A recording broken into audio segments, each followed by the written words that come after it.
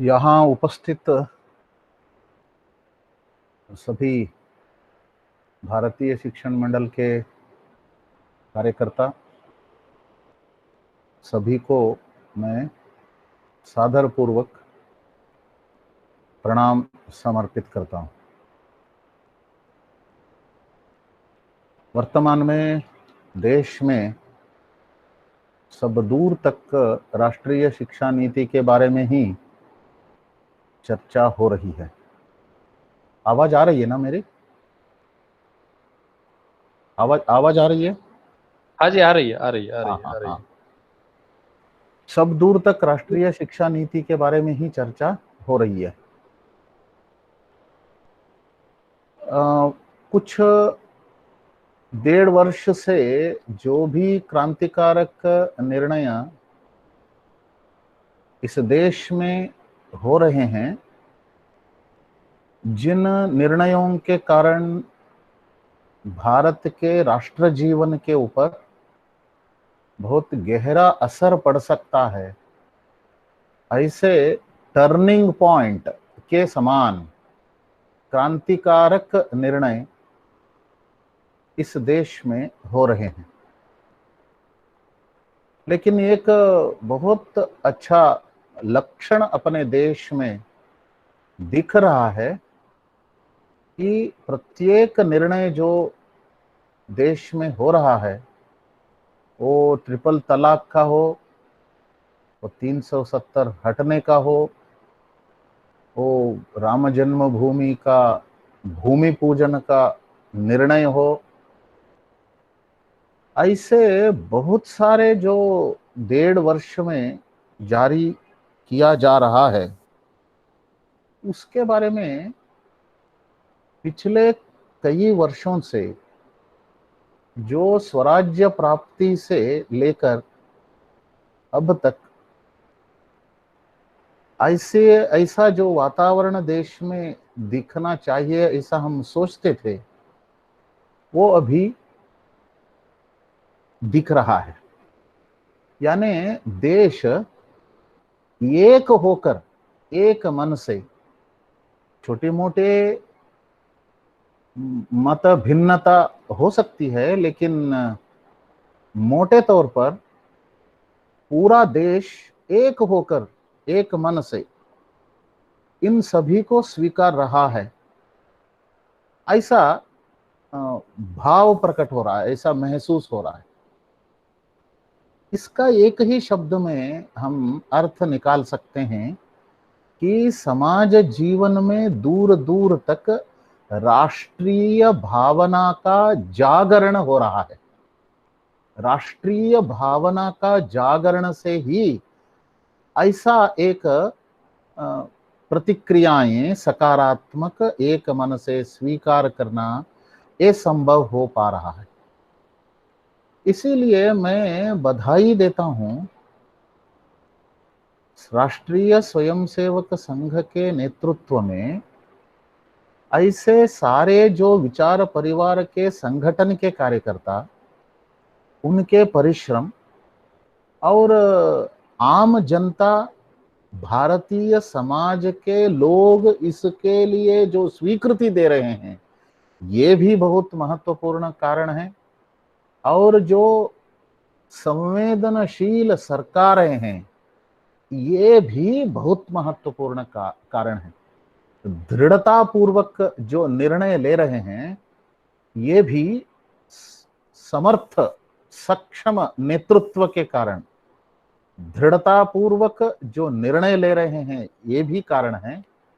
इसीलिए इसको छोटे में ही बताना चाहिए तो संवेदनशील सरकार और सक्रिय समाज, ये दोनों के समन्वय के कारण ये अच्छा जो लक्षण है वो अभी समाज में दिख रहा है। राष्ट्रीय भावना का जागरण हम देख पा रहे हैं।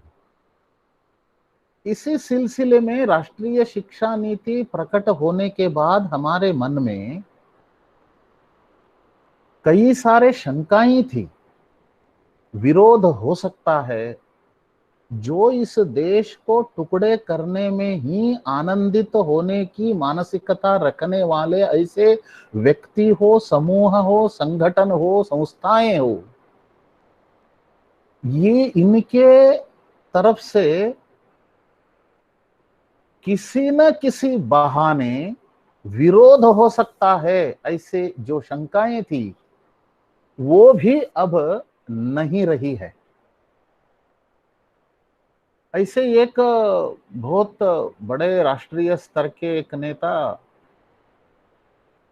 इस ड्राफ्ट कमेटी के एक सदस्य को फोन पे बातचीत करते हुए वो कहते हैं, हम इसका पूरा अध्ययन किया, राष्ट्रीय शिक्षा नीति का अध्ययन हमने किया, और इसका विरोध हम कैसे करें इसके बारे में हमने एक एक बिंदु पर भी हमने सोचा, अध्ययन किया, लेकिन हमको विरोध करने के लिए एक भी बिंदु नहीं मिले। इसीलिए मैं अनिवार्य रूप से आपको बधाई देने के लिए मैं फोन कर रहा हूं। ऐसा एक समग्रता से युक्त, सर्वसमावेशक एक राष्ट्रीय शिक्षा नीति प्रकाशित हुई है। ये बहुत गंभीरता से शिक्षण मंडल के कार्यकर्ता के रूप में बहुत गंभीरता से हमको लेना चाहिए। मैं एक कदम आगे जाकर मैं इसको कहने में मुझे बहुत गर्व का महसूस होता है। ये राष्ट्रीय शिक्षा नीति भारतीय शिक्षण मंडल के कार्यकर्ताओं के लिए ये भगवत गीता है। इसीलिए इसको एक एक वाक्य, एक एक शब्द, एक एक अध्याय को गहराई से हम पढ़ना चाहिए। मैं हमारी भूमिका क्या है मैं अंत में कहने वाला हूं। ये इस राष्ट्रीय शिक्षा नीति को बनाने में भी बहुत बड़ा हेरक्युलस टास्क, यानी बहुत बड़ा परिश्रम इस ड्राफ्ट कमेटी ने किया है। केवल ड्राफ्ट कमेटी नेतृत्व दिया है, परिश्रम किया है, ये बधाई के पात्र है, इतना मात्र नहीं, ये बहुत बड़ा मंथन, बहुत बड़ा विमर्श इसके लिए हुआ है इस देश में। यानी 1,10,623 स्थानों पर इसके बारे में विमर्श हुआ है, राष्ट्रीय शिक्षा नीति के बारे में। इतना बड़ा विमर्श दुनिया में किसी नीति को लेकर हुआ ही नहीं, इसीलिए ये एक विश्व विक्रम भी हो सकता है। 5,000 से भी ज्यादा शिक्षाविद इस राष्ट्रीय शिक्षा नीति को सफल बनाने के लिए निरंतर परिश्रम किया है ड्राफ्ट कमेटी के सदस्यों के नेतृत्व में। और आम जनता का सहभागित्व भी इसमें रहा है कि 26 लाख से भी ज्यादा सुझाव दिए गए। इस सुझावों को सॉर्ट आउट करते हुए, विभाजन करते हुए विषयानुसार इसका अध्ययन, विभाजन करना, इसका अध्ययन करना, इसका राष्ट्रीय शिक्षा नीति में इसका अनुप्रयोग कैसे करें, इसके बारे में भी बहुत बड़ा प्रयास हुआ है। इन सभी प्रयासों के परिणाम स्वरूप इतने ज्यादा लाखों स्थानों में इसका विमर्श हुआ है, करोड़ों लोग इसके बारे में सोचा है और लाखों लोग सुझाव दिया है। ऐसा होने के कारण एक समग्र सर्वसमावेशक शिक्षा नीति प्रकाशित होने में संभव हो पाया है। इसकी बहुत सारे विशेषताएं हैं। यानी राष्ट्र जीवन को भारतीय दृष्टि से ओतप्रोत करने वाला ये शिक्षा नीति है। जिस भारतीय दृष्टि के कारण भारतीय समाज में, राष्ट्र जीवन में आमूल चूल परिवर्तन हो सकता है, ऐसे होने के लिए जो बीज बोना चाहिए वो इस राष्ट्रीय शिक्षा नीति में अंतर्निहित है, वो परिवर्तन के बीज छिपा हुआ है।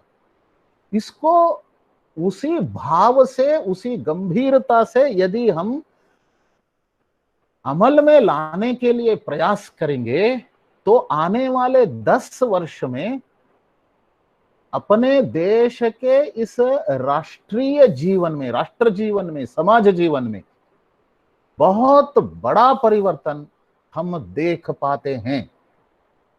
ये 100% निश्चित है।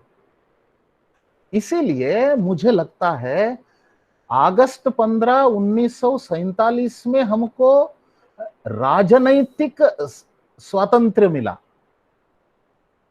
अभी 29 जुलाई 29 जुलाई 2020 को शैक्षणिक स्वातंत्र्य हमें प्राप्त हुई है, ऐसा मुझे लगता है।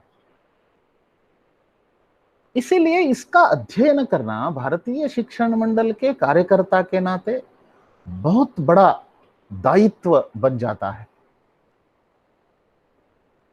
पहला ये बिंदु है कि मुझे अच्छा लगा कि राष्ट्रीय शिक्षा नीति ऐसा शब्द का उपयोग अपने कार्यक्रम के संचालक ने किया,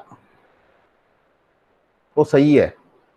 कुछ लोग इसको न्यू एजुकेशन पॉलिसी, नई शिक्षा नीति ऐसा शब्द का उपयोग करते हैं। ऐसा नहीं करना चाहिए, हम भी नहीं करना चाहिए। जो भी करेंगे उनको भी बताना चाहिए कि केवल नई शिक्षा नीति नहीं है ये राष्ट्रीय शिक्षा नीति, क्योंकि राष्ट्र भाव को बल प्रदान करने वाला कई सारे विषय इसमें निहित है, इसमें जोड़ा गया है। मैंने जैसे इसके तैयारी में पूरा राष्ट्र को समेटते हुए, समावेश करते हुए इसका विमर्श हुआ है, गहरा विमर्श हुआ है, वो भी राष्ट्रीय बनने के लिए एक महत्वपूर्ण सहारा है, एक महत्वपूर्ण बिंदु है। इसीलिए ये राष्ट्रीय शिक्षा नीति है, नेशनल एजुकेशन पॉलिसी। दूसरा, इसमें बहुत बड़ा परिवर्तन का एक बिंदु है कि शिक्षा मंत्रालय ऐसा नाम परिवर्तन किया गया है। Ministry of human resource development, ये बाजार केंद्रित विचारधारा से उपजा हुआ शब्द है।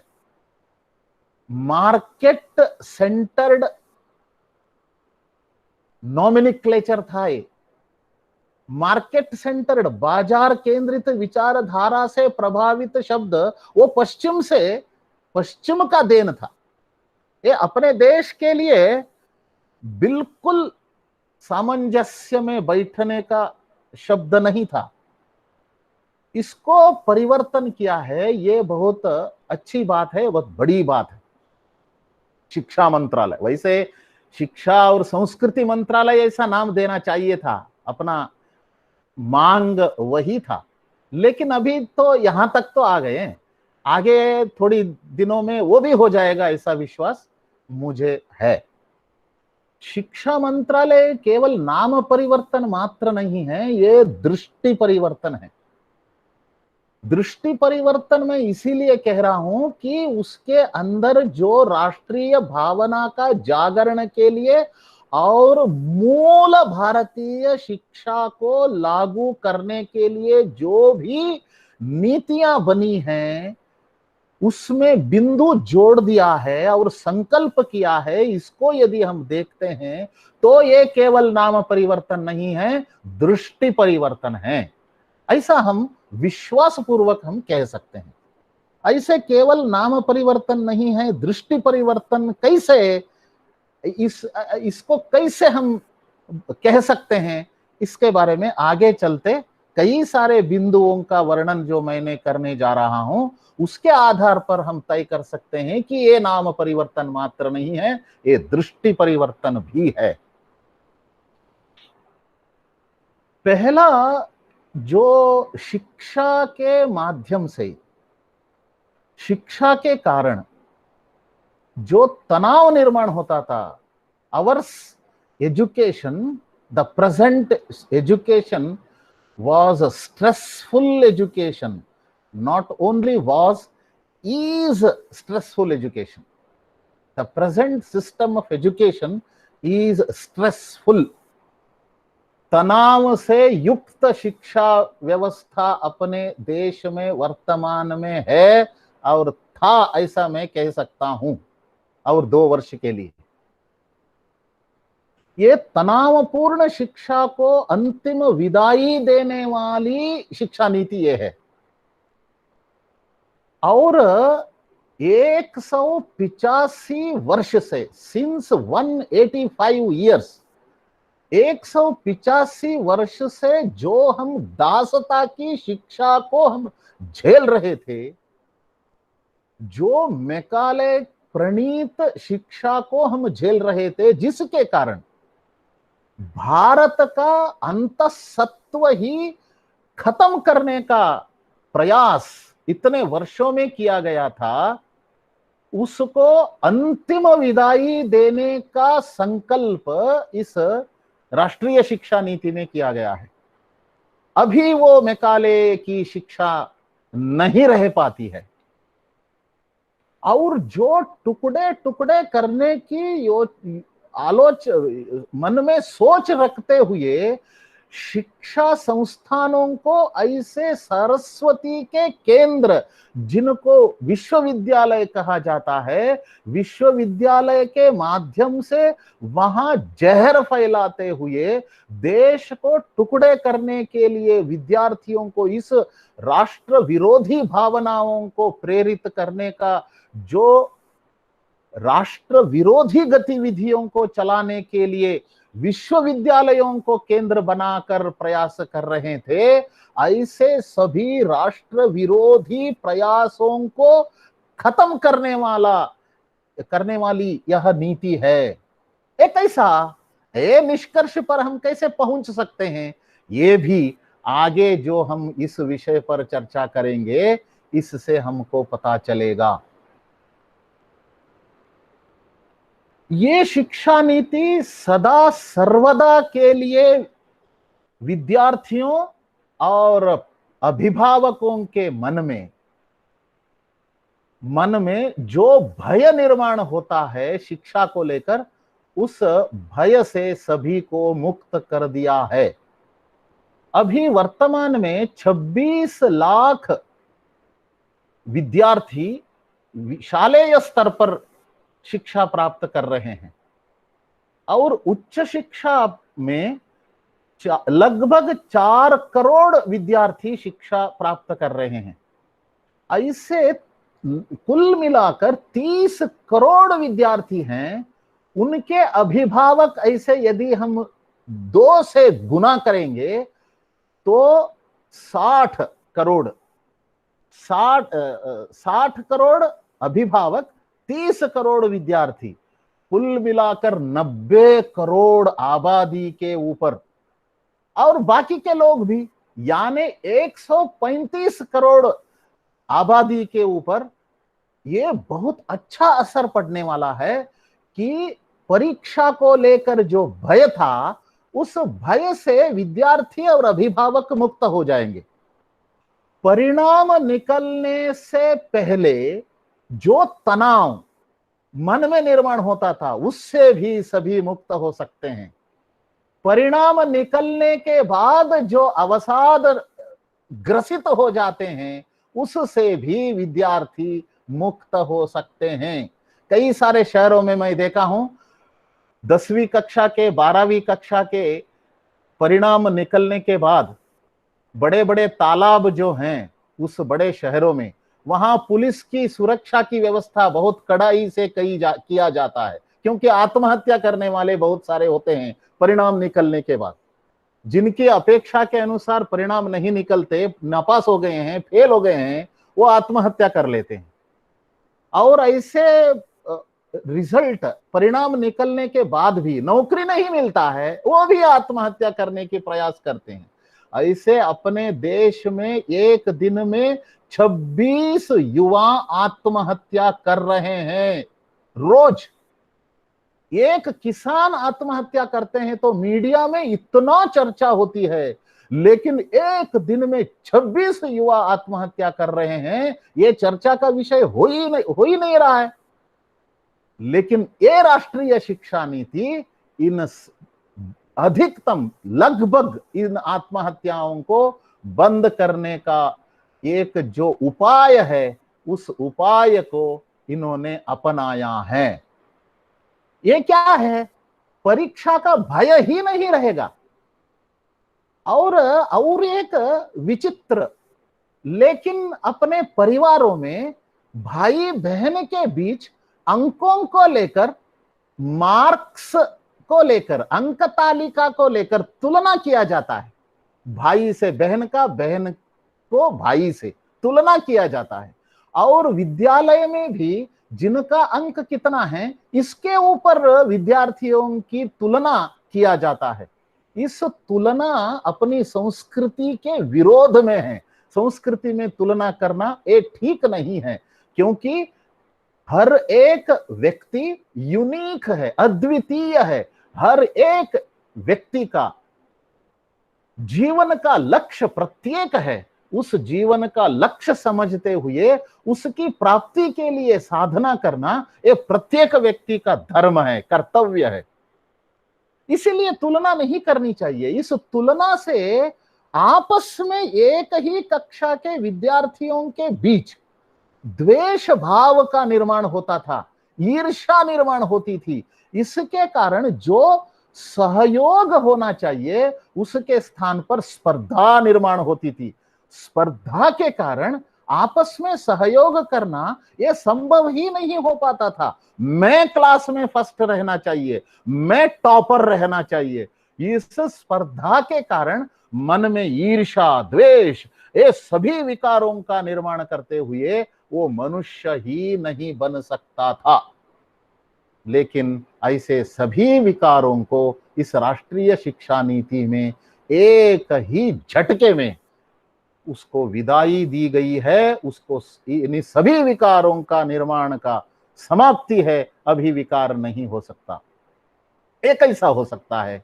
ये इसीलिए होगा कि भारतीय शिक्षा, ऐसा हम जिसको कह सकते हैं, ऐसी पद्धति को, भारतीय शिक्षा पद्धति को इस शिक्षा नीति में लागू करने में ये ड्राफ्ट कमिटी के सदस्य सफल हुए हैं और सरकार उसको जारी करने का संकल्प दृढ़ता पूर्वक लिया है। इसमें परीक्षा पद्धति ही संपूर्ण परिवर्तन किया गया है। बोर्ड एग्जामिनेशंस रहेंगे 10वीं और 12वीं का, लेकिन परीक्षा की पद्धति ये संपूर्ण परिवर्तन हो जाएगा, पूरा के पूरा परिवर्तन हो जाएगा। वर्तमान में जो परीक्षा की पद्धति है वो वैसी नहीं रहती है। वो परीक्षा की पद्धति अनुभव के आधार पर, एक्टिविटी बेस्ड, जो अभी उन्हीं के शब्दों में कहना है तो समेटिव असेसमेंट को संपूर्ण विदाई देते हुए, यानी स्मरण शक्ति की परीक्षा करने की जो पद्धति है समेटिव असेसमेंट, इसको विदाई देते हुए रेगुलर फॉर्मेटिव असेसमेंट, इसको जारी करने की, लागू करने की संकल्प इसमें किया गया है। यानी नियमित रचनात्मक मूल्यांकन इसके माध्यम से हो जाएगा। इस नियमित रचनात्मक मूल्यांकन के कारण परीक्षा का एहसास ही विद्यार्थी को नहीं होगा। वो जो सीखा है, ये परीक्षा मूल्यांकन ऐसा रहेगा, विद्यार्थी को सीखने के लिए प्रेरित करता है, उसको डिस्करेज नहीं करता है। हर एक व्यक्ति के अंदर जो अद्वितीयता है, उस अद्वितीयता के आधार पर उसका आकलन करने का एक नया मूल्यांकन की पद्धति, इसके आधार पर उसका असेसमेंट करना, इसके माध्यम से परीक्षा का तंत्र ही परिवर्तन करने का संकल्प इसमें किया गया है। यानी एक्टिविटी बेस्ड और एक्सपीरियंशियल बेस्ड एग्जामिनेशंस होंगे और वर्ष में 2 परीक्षाएं होंगी। एक परीक्षा मुख्य परीक्षा होगी, दूसरी परीक्षा सुधारने के लिए इंप्रूवमेंट एग्जामिनेशन होगा। वो चाहे तो दे सकते हैं, नहीं तो छोड़ सकते हैं। यानी हर एक विद्यार्थी प्रति वर्ष अपन को सुधार करने के लिए एक अवसर प्रत्येक वर्ष दिया जाएगा। और इसमें लचीलापन है। लचीलापन के कारण सेकेंडरी स्टेज में ही यानी 9वीं से लेकर 12वीं तक विद्यार्थी अपने रुचि के अनुसार और अपने क्षमता के अनुसार विषयों को चयन करने की स्वायत्तता विद्यार्थी को दी जाएगी। ये पूरा यदि अध्ययन करेंगे तो ये टीचर सेंट्रिक एजुकेशन सिस्टम से स्टूडेंट सेंट्रिक एजुकेशन सिस्टम की ओर इस राष्ट्रीय शिक्षा नीति पूरा के पूरा परिवर्तन करने का संकल्प इसमें किया गया है। यानी विषयों का चयन करने की स्वायत्तता विद्यार्थी को दिया गया है। वैसे ही इस शिक्षा नीति में क्रेडिट्स को प्राप्त करना होगा विद्यार्थी को।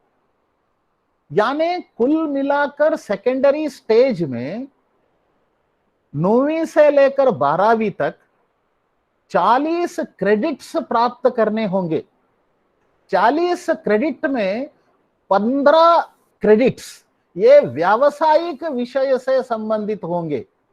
यानी अनुभव के आधार पर स्किल बेस्ड प्रोफेशनल लर्निंग होगा, व्यावसायिक शिक्षा होगी। जो विद्यार्थी 12वीं के बाद क्या बनना चाहता है उसके आधार पर विषयों का चयन 9वीं में ही करना इसके लिए प्रेरित करता है। विषयों का चयन 9वीं से लेकर 12वीं तक, 12वीं के बाद कौन सी शिक्षा प्राप्त करने के लिए वो जा रहा है इसके आधार पर चयन करना पड़ेगा। और 12वीं के बाद कौन से कोर्स में जाना चाहता है उसके आधार पर ही व्यावसायिक प्रशिक्षण रहेगा, स्किल ट्रेनिंग रहेगा, प्रोफेशनल ट्रेनिंग रहेगा। वो प्रोफेशनल ट्रेनिंग ऐसा है, वो उसमें इंटर्नशिप भी है। इंटर्नशिप अभी उच्च शिक्षा में था, वो भी प्रोफेशनल एजुकेशन में था, लेकिन अभी 9वीं से लेकर 12वीं तक ही इंटर्नशिप होगा। जो व्यावसायिक शिक्षा विद्यार्थी प्राप्त करता है उस व्यावसायिक विषय पे जो ज्ञाता है, वो कारपेंटर हो, वो गायक हो, वो शिल्पकार हो, वो लोहे का काम करने वाला हो, उनके पास एक्सपर्ट के पास जाकर अपने अनुभव को बढ़ा लेना, प्रैक्टिकल ट्रेनिंग लेने का इंटर्नशिप वो भी उसमें रहेगा। यदि 9वीं से 12वीं तक, 12वीं के बाद मैं डॉक्टर बनना चाहता हूं ऐसा किसी विद्यार्थी ने तय करता है, तब वो उस प्रकार के व्यावसायिक विषयों को चयन कर सकता है। इसके कारण वो इंजेक्शन देना हो, ब्लड प्रेशर देखना हो, स्टेथोस्कोप का उपयोग करना हो, ये सभी जो मेडिकल एजुकेशन में वर्तमान में एमबीबीएस पूरा करने के बाद भी एक डॉक्टर को नहीं आता है, ऐसे स्किल्स वो 9वीं से 12वीं तक 4 वर्ष में वो सीख पाता है। इंजीनियरिंग में जाना चाहता है 12वीं के बाद, वो 9वीं से 12वीं तक अपने हिसाब से इंजीनियरिंग में जो आवश्यक है, ऐसे वेल्डिंग हो, इलेक्ट्रीशियन हो, ऐसे कुछ स्किल्स वो डेवलप कर सकता है।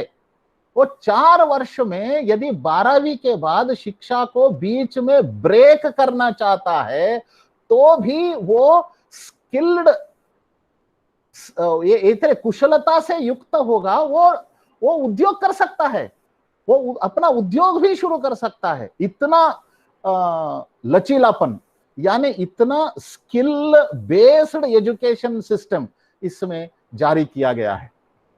क्रेडिट्स होने के कारण अपने हिसाब से 4 वर्ष में उन क्रेडिट्स को वो 8वीं में या 9वीं में भी जब चाहे तब वो बोर्ड एग्जाम लिख सकता है।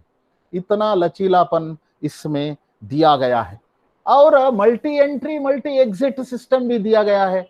वो कभी भी वो बाहर निकल सकता है और फिर से प्रवेश कर सकता है। ये सुदूर रहने वाले बच्चे और महिलाओं को पारिवारिक कठिनाई के कारण जो शिक्षा आगे बढ़ाने में संभव नहीं हो पाता था इच्छा होने के बाद भी, ऐसी परिस्थितियों को देखकर ऐसे एक यहाँ प्रावधान किया गया है कि ब्रेक बीच में कर सकता है, मल्टी एंट्री और मल्टी एग्जिट। इसके कारण बीच में 1 वर्ष छोड़ सकते हैं, बाद में फिर से और शिक्षा आगे बढ़ा सकते हैं।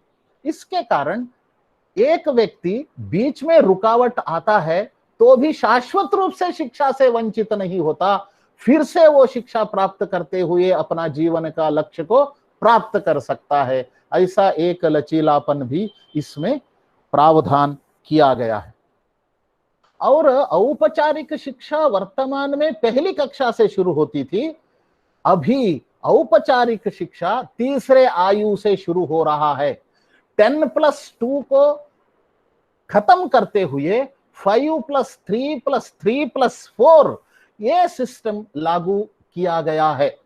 ये भी ब्रेन का डेवलपमेंट, एक बच्चा का ब्रेन डेवलपमेंट 6वीं आयु से पहले ही 85% हो जाता है। ये रिसर्च के द्वारा पहुंचा हुआ निष्कर्ष है।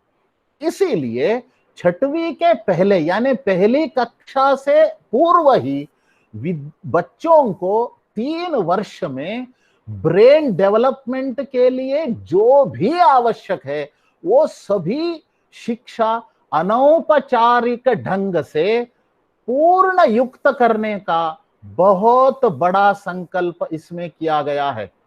Early childhood care and education के नाम से, ECCE के नाम से, तीसरी आयु से ही बच्चों को संगीत के द्वारा, खेल के माध्यम से, कथाओं के माध्यम से,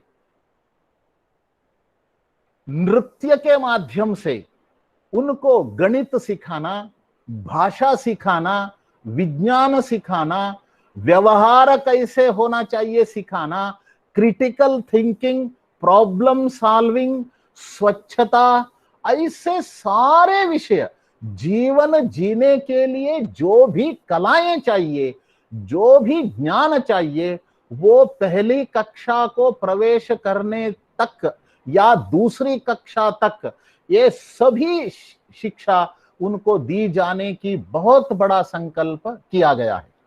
अभी वर्तमान में 5 करोड़ विद्यार्थी ऐसे हैं जिनको 6वीं आयु से लेकर 17वां आयु तक के आयु गट में 5 करोड़ विद्यार्थी ऐसे हैं वर्तमान में जिनको गिनना नहीं आता है और मूलभूत लेख यानी न्यूनतम पढ़ना, न्यूनतम लिखना ये भी नहीं आता है।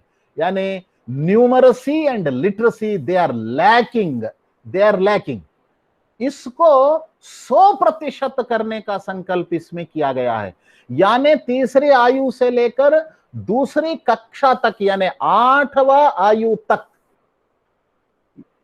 विद्यार्थी, हर बच्चा मिनिमम न्यूमरसी और लिटरेसी यानी पढ़ना लिखना आना चाहिए और गिनती आना चाहिए, अंक गणित जोड़ना और घटाना आना चाहिए। इतना विषय में पक्का करने का संकल्प किया गया है। और 3.22 करोड़ बच्चे शिक्षा से वंचित हैं 17 और 18 में।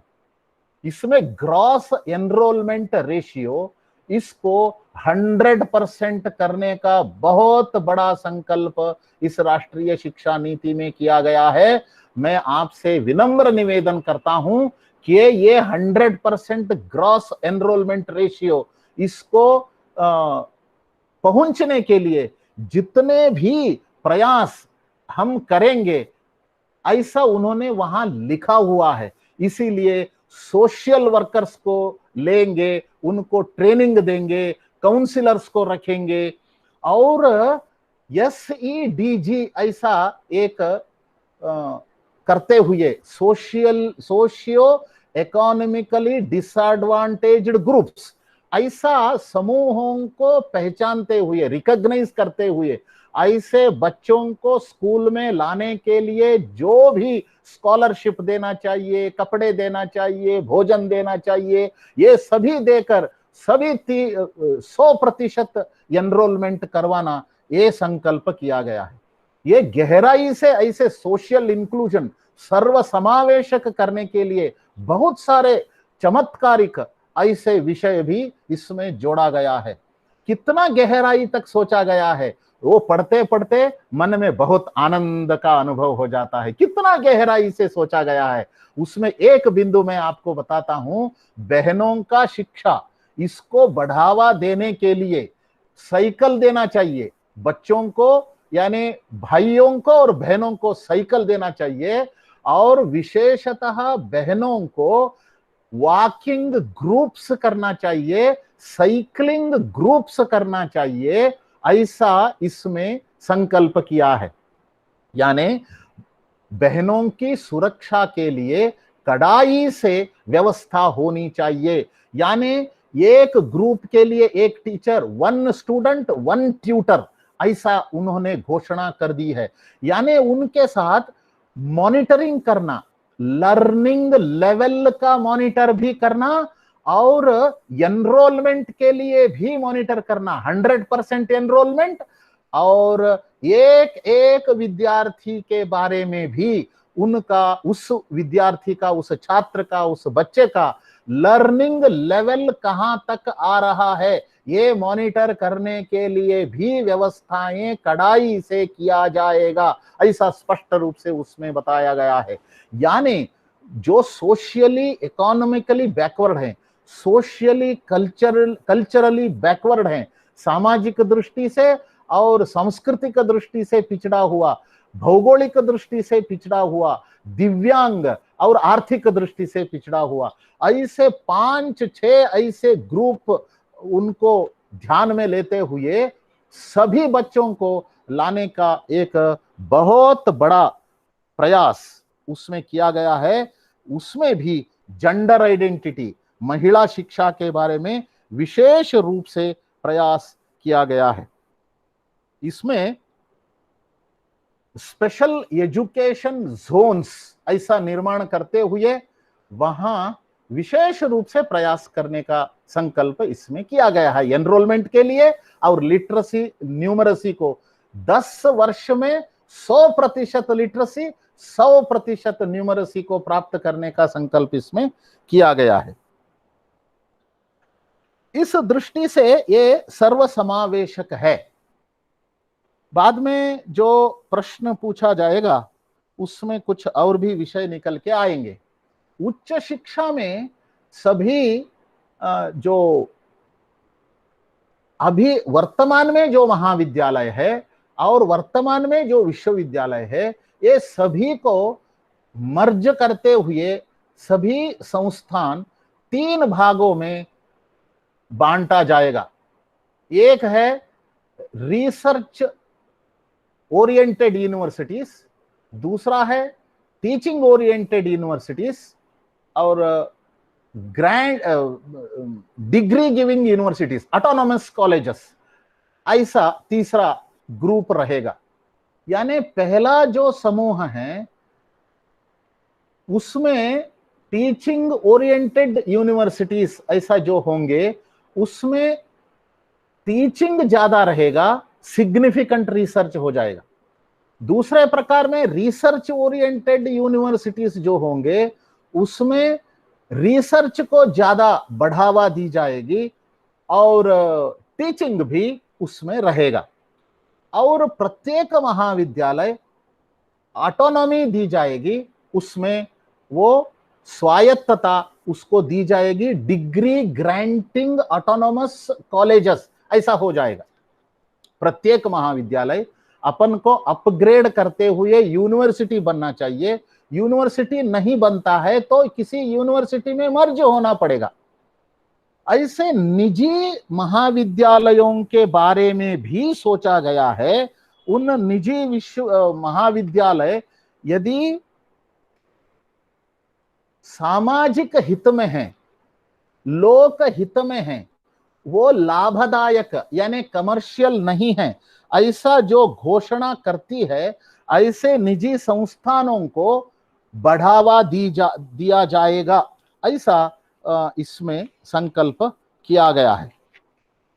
यानी उसमें ग्रॉस एनरोलमेंट रेशियो उच्च शिक्षा में वर्तमान में 26.3 है, उसको 50%, 50% 2035 से पहले 50% ग्रॉस एनरोलमेंट रेशियो हम करेंगे, ऐसा संकल्प इसमें किया गया है। इसमें सारे संस्थाओं में एक बड़ा संकल्प यह है कि सिंगल स्ट्रीम महाविद्यालय नहीं रहेंगे, शिक्षा संस्थान सिंगल स्ट्रीम्स नहीं रहेंगे, सभी मल्टीडिसिप्लिनरी होना पड़ेगा। यानी एक विद्यार्थी को 12वीं पास करने के बाद वो मल्टीडिसिप्लिनरी संस्थानों में उनको प्रवेश करना पड़ता है। यानी सैकड़ों विषय उनके सामने खुल जाते हैं। उन विषयों को देखकर अपने रुचि और क्षमता को लेकर वो कई सारे विषयों को अपना सकता है, ले सकता है। जैसे मैंने शालेय शिक्षा में स्कूल एजुकेशन के बारे में कहा, वैसे ही उच्च शिक्षा में भी परीक्षा पद्धति में परिवर्तन होगा, पेडागोगी में परिवर्तन होगा, कंटेंट में परिवर्तन होगा।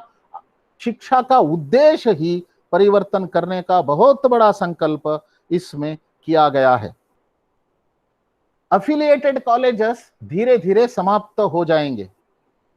यहां भी क्रेडिट बेस्ड सिस्टम रहेगा, मल्टी एंट्री और मल्टी एग्जिट सिस्टम भी यहां भी विद्यमान रहेगा। और शालेय शिक्षा में एक बहुत अच्छा इसमें दिया है, नॉलेज ऑफ इंडिया करके एक विषय रहेगा, भारत का ज्ञान। ऐसा एक विषय पहली कक्षा से लेकर उच्च शिक्षा के अंत तक वो एक विषय रहेगा, वो क्रेडिट बेस्ड रहेगा। इसके कारण उसको विद्यार्थी छात्र पढ़ना ही पड़ता है। उसमें भारत के बारे में बोध निर्माण करने का बहुत अच्छा प्रयास उसमें किया गया है। यानी पहली कक्षा से लेकर उच्च शिक्षा के अंत तक वहां कक्षा के अनुसार, आयु के अनुसार, उनके ज्ञान के अनुसार भारत बोध का विषय उसमें जोड़ा जा रहा है। इसके कारण औपचारिक शिक्षा पूर्ण करके जो विद्यार्थी बाहर आता है वो गुणवान बनेगा और देशभक्त बनेगा। और करिकुलर सब्जेक्ट्स, एक्स्ट्रा करिकुलर और को करिकुलर, ये सभी मर्ज किया गया है। ये इसमें भेद नहीं रहेगा, हार्ड सेपरेशन नहीं रहेगा, उच्च शिक्षा में भी नहीं, शालेय शिक्षा में भी नहीं। इसके कारण खेल को भी महत्व मिला है, संगीत को भी उतना ही महत्व मिलता है, विज्ञान गणित को जितना मिलता है उतना ही खेल और संगीत को महत्व मिलता है। यहां सिनर्जी किया गया है, यानी आर्ट्स और ह्यूमैनिटीज सब्जेक्ट्स को साइंस, टेक्नोलॉजी, यानी science, mathematics, engineering and technology, इसमें समावेश कर दिया गया है, इसको मर्ज किया गया है।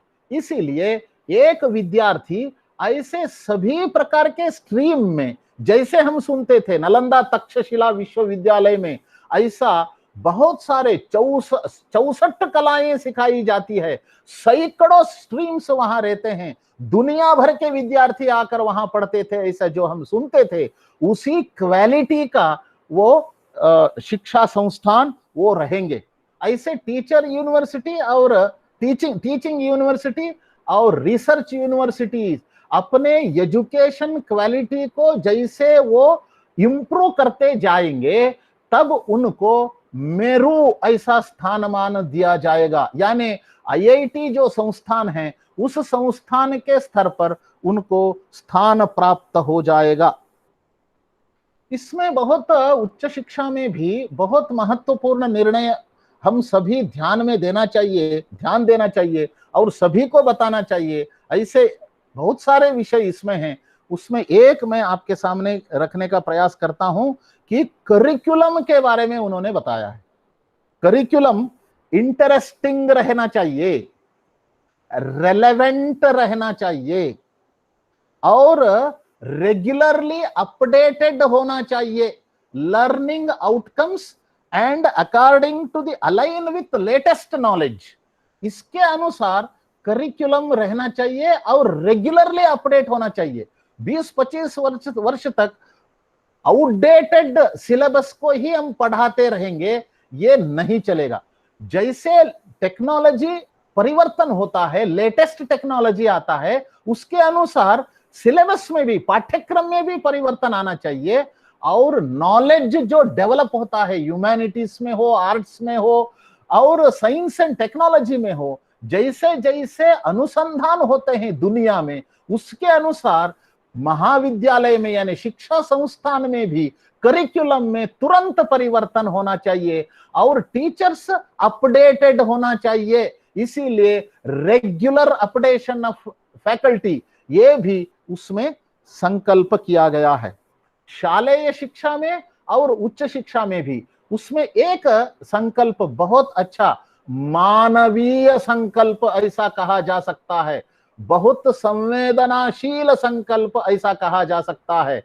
वो है कि उच्च शिक्षा में वर्तमान में दिव्यांग विद्यार्थी और सामाजिक आर्थिक रूप से पिछड़े हुए विद्यार्थी, ऐसे लोग उच्च शिक्षा में प्रवेश करने में वो पीछे रह जाते हैं। इसीलिए एनरोलमेंट रेशियो शालेय शिक्षा में कितना है, उतना उच्च शिक्षा में नहीं है।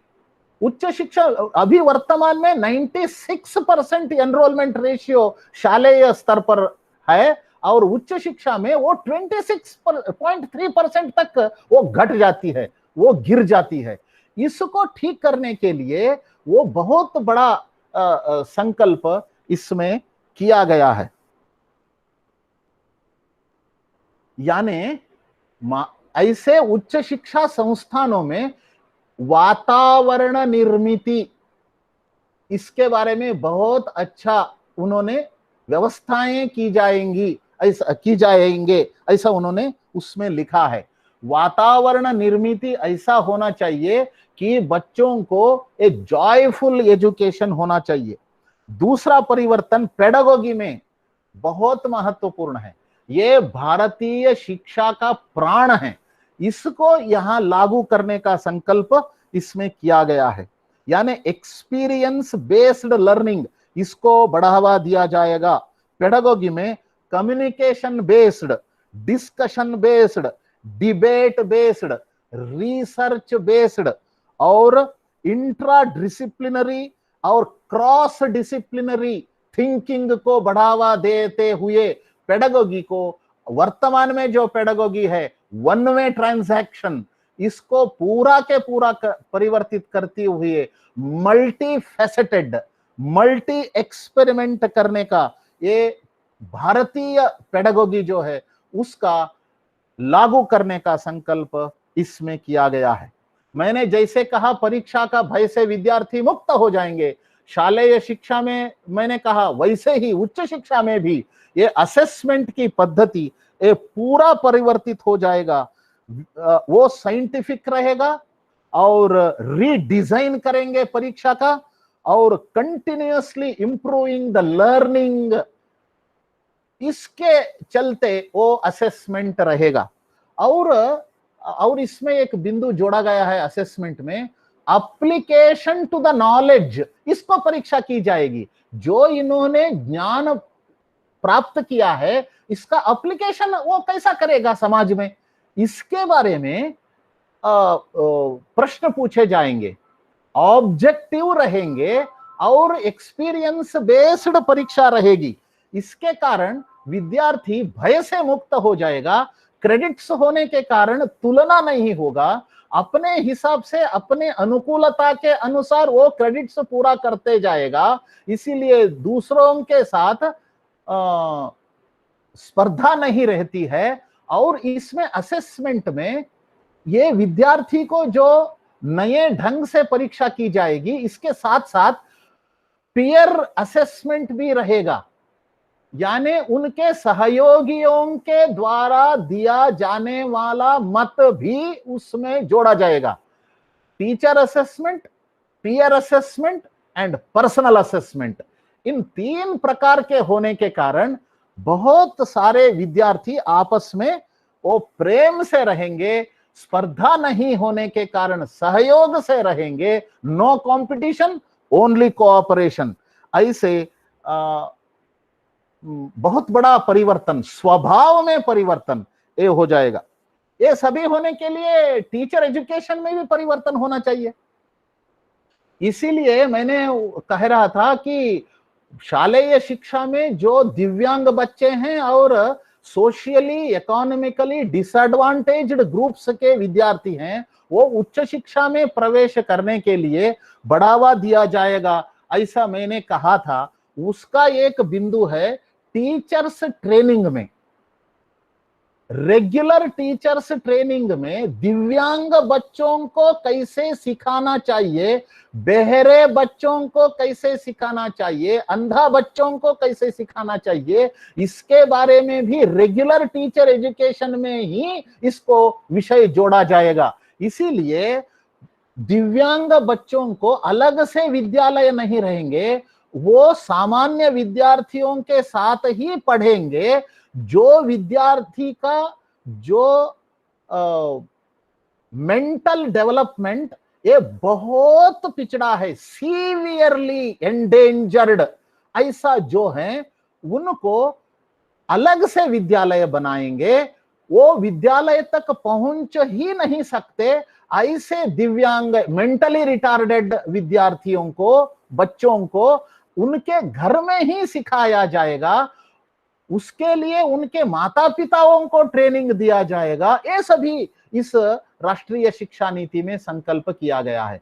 सुदूर गांवों के छोटे रिमोट विलेजेस में जो घर हैं, परिवार हैं, वहां तक भी शिक्षा पहुंचना चाहिए। उनको वहां से ट्रांसपोर्ट करने के लिए क्या व्यवस्था होनी चाहिए, उसके बारे में भी सोचा गया है। और यदि ये सभी करने के बाद भी विद्यालय तक पहुंच नहीं पाते, ऐसे जिन परिवारों की स्थिति है, ऐसे परिवारों के साथ काउंसलर्स रहेंगे, वो चर्चा करेंगे और ODL, open distant school learning के माध्यम से वो घर में बैठ के ही वो अध्ययन करना चाहिए, परीक्षा देनी चाहिए। देखिए एनरोलमेंट रेशियो 100% करने के लिए कितना गहराई से सोचा गया है और उसके लिए तंत्र क्या होनी चाहिए, इसके बारे में भी कहा गया है। इसीलिए ये सभी अच्छा होने के लिए टीचर्स, गुणवान टीचर्स होना चाहिए। इसीलिए 12वीं के बाद तय करना पड़ेगा एक विद्यार्थी को, जैसे वर्तमान में मैं डॉक्टर बनूंगा, एग्रीकल्चर BSc एग्री करूंगा, एग्री ग्रेजुएशन करूंगा, मेडिकल करूंगा, इंजीनियरिंग करूंगा, लॉ करूंगा, ऐसे जो सोचते हैं, वैसे 12वीं के बाद मैं शिक्षक बनूंगा, बनूंगी, ऐसे जो तय करते हैं वो ही शिक्षक बन सकते हैं। और ऐसा एक वातावरण निर्माण किया जाएगा कि best students, brilliant students, talented students, ये उन ऐसे विद्यार्थियों का पहला चयन शिक्षक बनना चाहिए। ऐसा होने के लिए जो भी आवश्यक है वो सभी कदम उठाने के लिए यहां संकल्प किया गया है। Teacher education, teachers recruitment, teachers deployment, और सर्विस कंडीशंस, इन सभी में वर्तमान में जो है उसको सारा परिवर्तन करते हुए टीचर का, शिक्षक का स्थान ये देश में सम्मानजनक स्थान होना चाहिए। टीचर का ये जो वृत्ति है ये अत्यंत श्रेष्ठ सम्मानजनक है, इस यही सर्वोपरि है। ऐसा जब तक नहीं होता तब तक परिवर्तन संभव नहीं होता है। इसीलिए शिक्षक वृत्ति को सर्वोपरि माना जाने के लिए जो भी आवश्यक है वो सभी इसमें जोड़ा गया है। इसीलिए इसको पढ़ते हुए, इसको अध्ययन करते समय मन में बहुत गर्व का महसूस होता है। भारतीय शिक्षण मंडल की इच्छा जो थी वो यहाँ पूरा होने का सभी लक्षण दिखाई दे रहा है। ऐसे मैं अंत में कुछ और महत्वपूर्ण बिंदु आपके सामने रखता हूं। उच्च शिक्षा में जो भी कोर्स आप लेंगे उन सभी कोर्स में एक कॉमन विषय सभी विद्यार्थियों को रहेगा। उसमें 50% सिलेबस कॉमन रहेगा। उस 50% कॉमन सिलेबस सभी कोर्स में जो रहता है वो विषय भारत से संबंधित रहेगा। कॉन्स्टिट्यूशनल वैल्यूज और ह्यूमन वैल्यूज को लेकर रहेगा। भारत के इतिहास, भारत के संस्कृति, भारत का धर्म और भारत का संविधान, ऐसे विषयों के ऊपर एक विषय रहेगा। वो 50% सिलेबस उसमें रहेगा। वो सभी विद्यार्थी पढ़ना अनिवार्य हो जाएगा। इसके कारण बच्चे भारत के बारे में भी, उच्च शिक्षा में भी भक्ति निर्माण करने के लिए सुविधा हो जाएगा। ये और नेशनल रिसर्च फाउंडेशन का स्थापना करते हुए केवल विश्वविद्यालय में भी अनुसंधान की गुणवत्ता अभी पूरा गिर गया है। उसको ऊपर उठाना, महाविद्यालय से ही इस अनुसंधान की मानसिकता को निर्माण करना, यानी भारत केंद्रित अनुसंधान होना चाहिए। और अनुसंधान के लिए महाविद्यालय में इंफ्रास्ट्रक्चर भी चाहिए और एक वातावरण भी चाहिए। ऐसे गुणवत्ता के शिक्षक भी चाहिए, श्रेष्ठ शिक्षक चाहिए। इसके लिए श्रेष्ठ शिक्षकों की उपलब्धि, वातावरण निर्मित, भारत केंद्रित अनुसंधान, भारतीय ज्ञान परंपरा के अनुसार अनुसंधान करने का संकल्प इसमें किया गया है। 22,000 करोड़ रुपए इसके लिए उन्होंने अलोकेट किया है। फरवरी 2020 यानी शिक्षा नीति लागू करने से पहले ही 200 करोड़ प्रारंभिक खर्चा के लिए इसी वर्ष उसको अलोकेट कर दिया गया है। और बहुत बड़ा निर्णय इन्होंने लिया है कि शिक्षा के लिए 6% जीडीपी, दुनिया में अभी तक कोरिया हो, जापान हो, अमेरिका हो, जर्मनी हो, दुनिया में किसी देश इतनी बड़ा रकम शिक्षा के लिए नहीं प्रावधान किया गया है। इतना बड़ा रकम 6% ऑफ जीडीपी इसको रखा गया है। उच्च शिक्षा में और एक बिंदु मैं आपके सामने रखना चाहता हूं। वो मल्टी एंट्री मल्टी एग्जिट जैसे शालेय शिक्षा में है, ऐसे उच्च शिक्षा में भी रहेगा। उसमें 1 वर्ष पूरा करता है तो सर्टिफिकेट मिलता है, 2 वर्ष पूरा करता है तो डिप्लोमा सर्टिफिकेट मिलता है, 3 वर्ष पूरा करके छोड़ देता है तो डिग्री सर्टिफिकेट मिल जाता है, और 4 वर्ष पूरा करता है तो उसको हॉनर डिग्री मिलता है या डिग्री विथ रिसर्च मिलता है, रिसर्च ओरिएंटेड उन्होंने किया हुआ। तो ऐसे जो बाद में पीजी करने के लिए 4 वर्ष के जो डिग्री किया है वो 1 वर्ष का पीजी करना पड़ेगा। 3 वर्ष के जो डिग्री किया है वो 2 वर्ष के पीजी करना पड़ेगा। और इंटीग्रेटेड यूजी एंड पीजी ये 5 वर्ष का इंटीग्रेटेड कोर्स भी रहेगा। जो पीएचडी करना चाहता है वो पीएचडी करने के लिए 4 वर्ष का डिग्री विथ रिसर्च करना चाहिए या पीजी करना चाहिए, ये दोनों में से एक किया तो भी पीएचडी कर सकता है। ऐसे इसमें भी बहुत अच्छा परिवर्तन लाया गया है। और हमारा मांग था पूरी शिक्षा को सिंगल रेगुलेशन के नीचे लाना चाहिए, लेकिन वो नहीं हुआ है, आगे होगा ऐसा मैं आशा करता हूं कि शालेय शिक्षा, उच्च शिक्षा, ये सभी इंटीग्रेटेड होना चाहिए, ऐसा अपनी इच्छा थी, लेकिन अभी ऐसा नहीं हुआ है, आगे जाकर होगा ऐसा मैं आशा करता हूं। अभी तो इतना किया गया है कि उच्च शिक्षा को इंटीग्रेटेड किया है, सभी संस्थानों को मर्ज करते हुए हायर एजुकेशन के रेगुलेशन के लिए higher education commission of India ऐसा एक संस्थान निर्माण किया जाएगा, सिंगल रेगुलेटरी सिस्टम इसको लागू किया जाएगा। इसके कारण भी बहुत सारे समस्याएं हल हो जाएंगे। ऐसे इसमें और एक बहुत अच्छी बात इसमें higher education commission of India HECI, इसमें शिक्षाविदों के हाथ में ये दिया जाएगा, ऐसा भी इसमें संकल्प किया गया है, ये भी बहुत अच्छी बात है। और 6वीं कक्षा से ही लेकर उच्च शिक्षा तक स्किल एजुकेशन रहेगा, इसके कारण विद्यार्थी के मन में एक व्यावसायिक मानसिकता और स्किल ये निर्माण होने की संभावना इसमें है। और अंत में एक विषय बच गया है, इसमें बहुत सारे विषय बच जाते हैं और मैं इसको अंत करता हूं एक विषय कह के, भाषा का विषय को लेकर। 5वीं कक्षा तक मातृभाषा में ही शिक्षा देनी चाहिए, ऐसा इसमें बताया गया है, लेकिन किसी के ऊपर किसी भाषा को थोपेंगे नहीं, ऐसा भी है।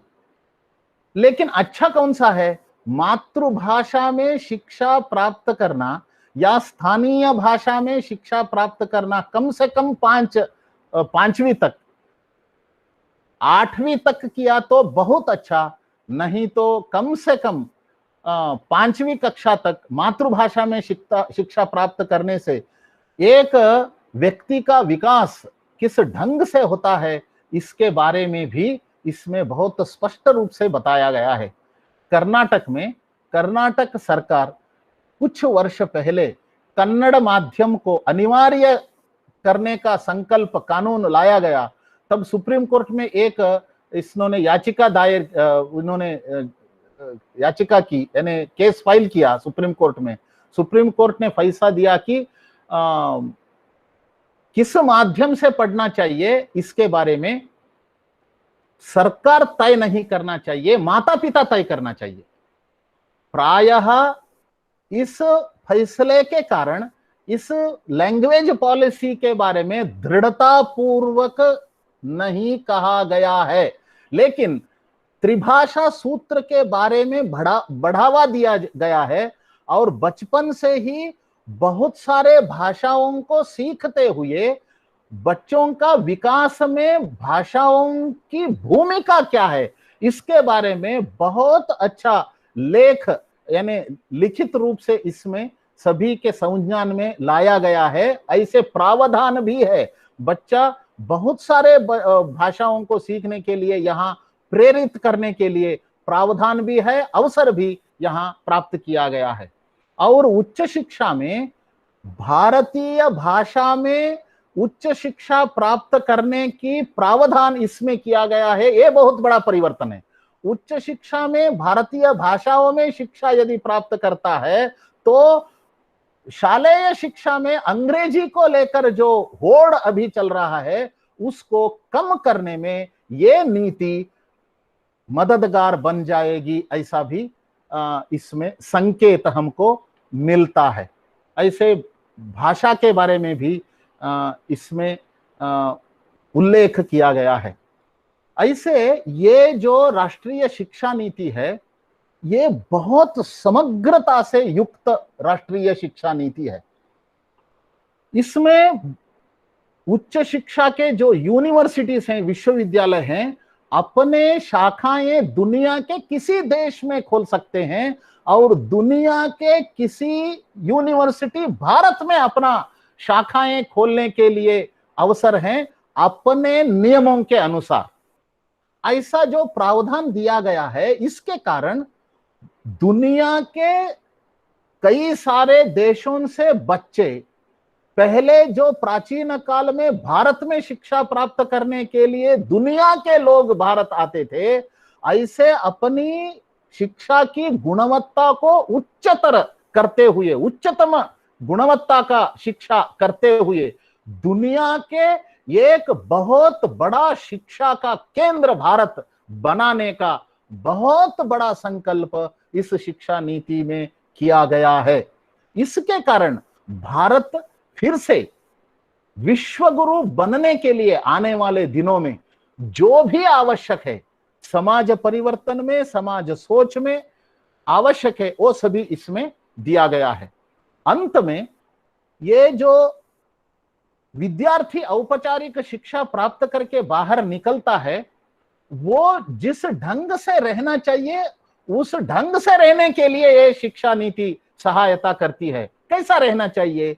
वो शारीरिक रूप से सदृढ़ रहना चाहिए, यानी फिजिकली स्ट्रांग, और मानसिक रूप से शुद्ध, पवित्र और देशभक्त ऐसा होना चाहिए, mentally pure, sound and patriotic. और तीसरा है वो इंटेलेक्चुअली क्रिएटिव, यानी बुद्धि में, बुद्धि शक्ति में वो सृजनशील होना चाहिए, इंटेलेक्चुअली क्रिएटिव। और स्पिरिचुअली रूटेड, आध्यात्मिकता के जड़ों से पोषित होना चाहिए, वो आध्यात्मिकता से जड़ों में रहा हुआ व्यक्ति वो होना चाहिए, स्पिरिचुअली रूटेड होना चाहिए। और पांचवा है सोशली प्रोडक्टिव, समाज के लिए जीना चाहिए, इस भाव से युक्त होना चाहिए और समाज में उपयोगिता वाला रहनी चाहिए, समाज में प्रोडक्टिव बनना चाहिए।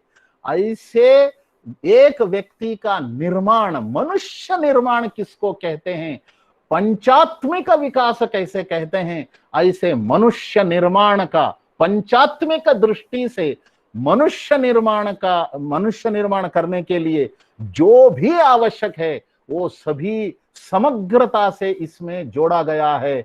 इसके कारण भारत समाज में, भारतीय समाज में परिवर्तन आता है और इसके कारण भारत विश्व गुरु बनने में आने वाले दिनों में ये हम सफल हो जाएंगे। इसके लिए मैं कहता हूं हमारे लिए ये भगवत गीता है, इसको अध्ययन करना, इसको समाज के अंतिम व्यक्ति तक पहुंचाना, शालेय के हर शिक्षक के पास इसको ले जाना, इसको पहुंचाना, समझाना, इसको इम्प्लीमेंटेशन करने के लिए पहला काम हमको करना है इंटरप्रिटेशन, दूसरा काम करना है इम्प्लीमेंटेशन, तो तीसरा काम करना है उसके कारण जो होता है रिफॉर्मेशन।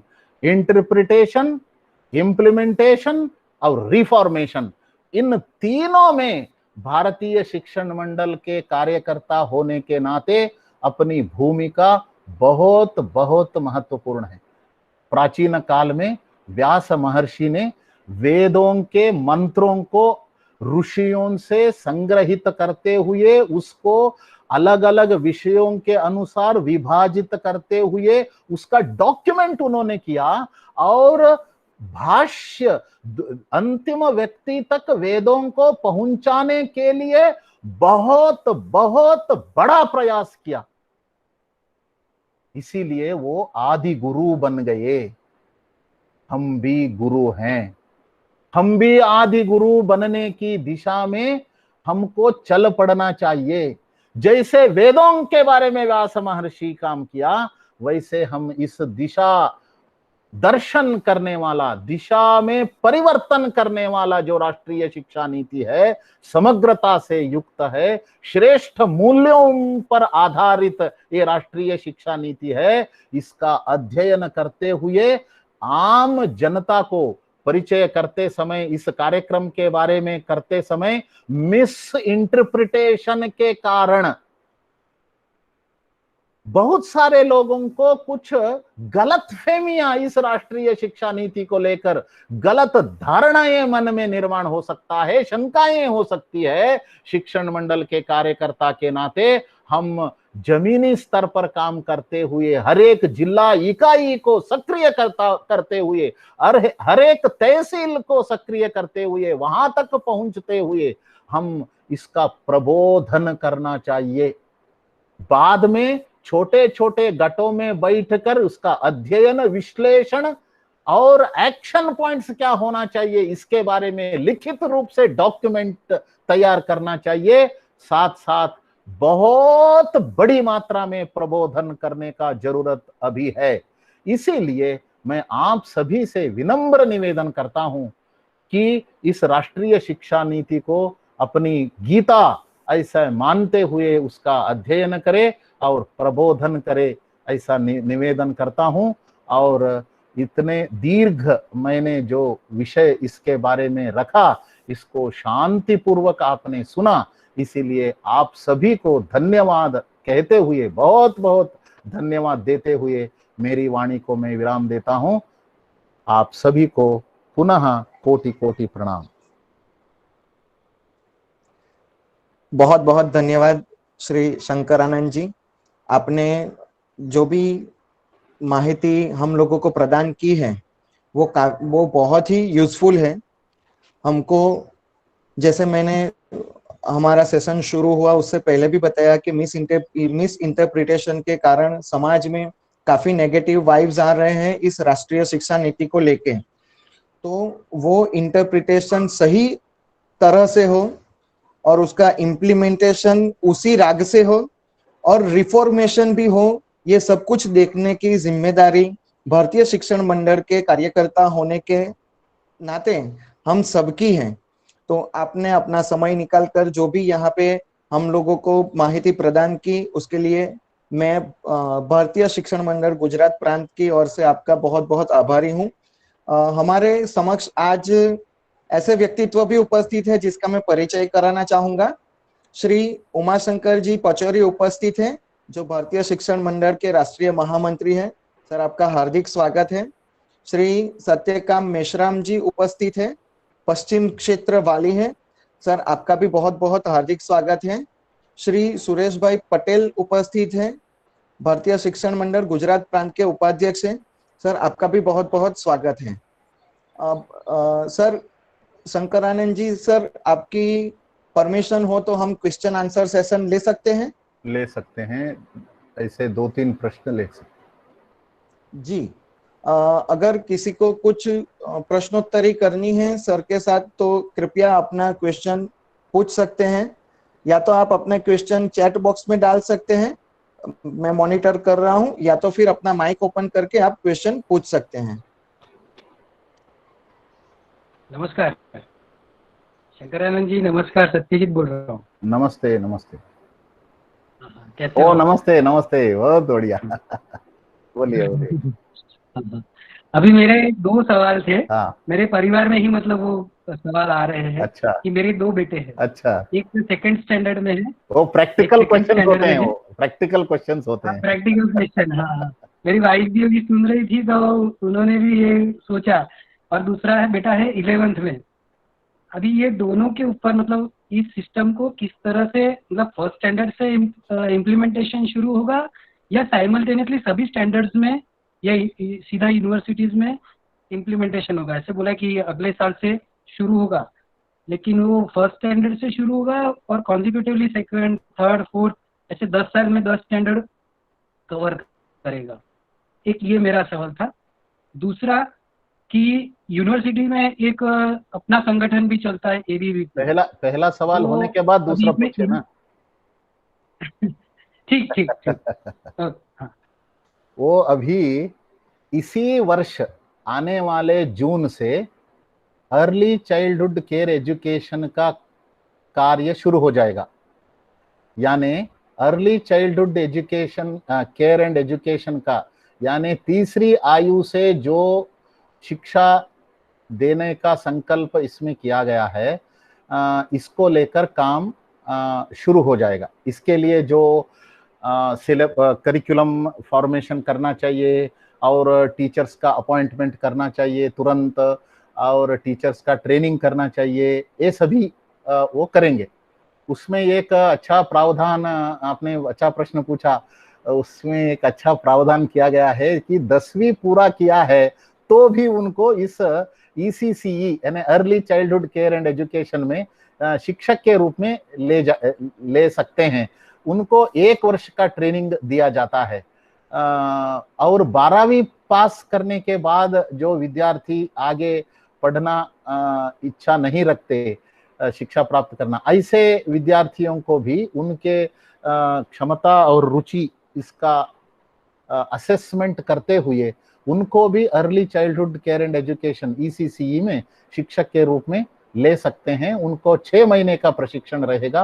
वो करिकुलम तैयार करके जून से पहले ये सभी पूर्ण करने का संकल्प किया गया है। अभी ECCE का यानी 3री कक्षा से जो शुरू करना चाहिए उसको शुरू करेंगे।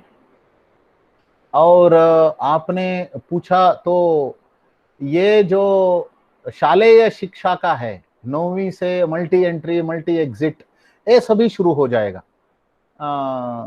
इस जून से शुरू करने की संकल्प अभी जो इसमें जुड़े हुए हैं, ये सभी अधिकारी के मन में इस जून से आने वाले शैक्षणिक वर्ष में शालेय शिक्षा में जो भी परिवर्तन लाना है वो परिवर्तन लाने का संकल्प इन्होंने किया गया।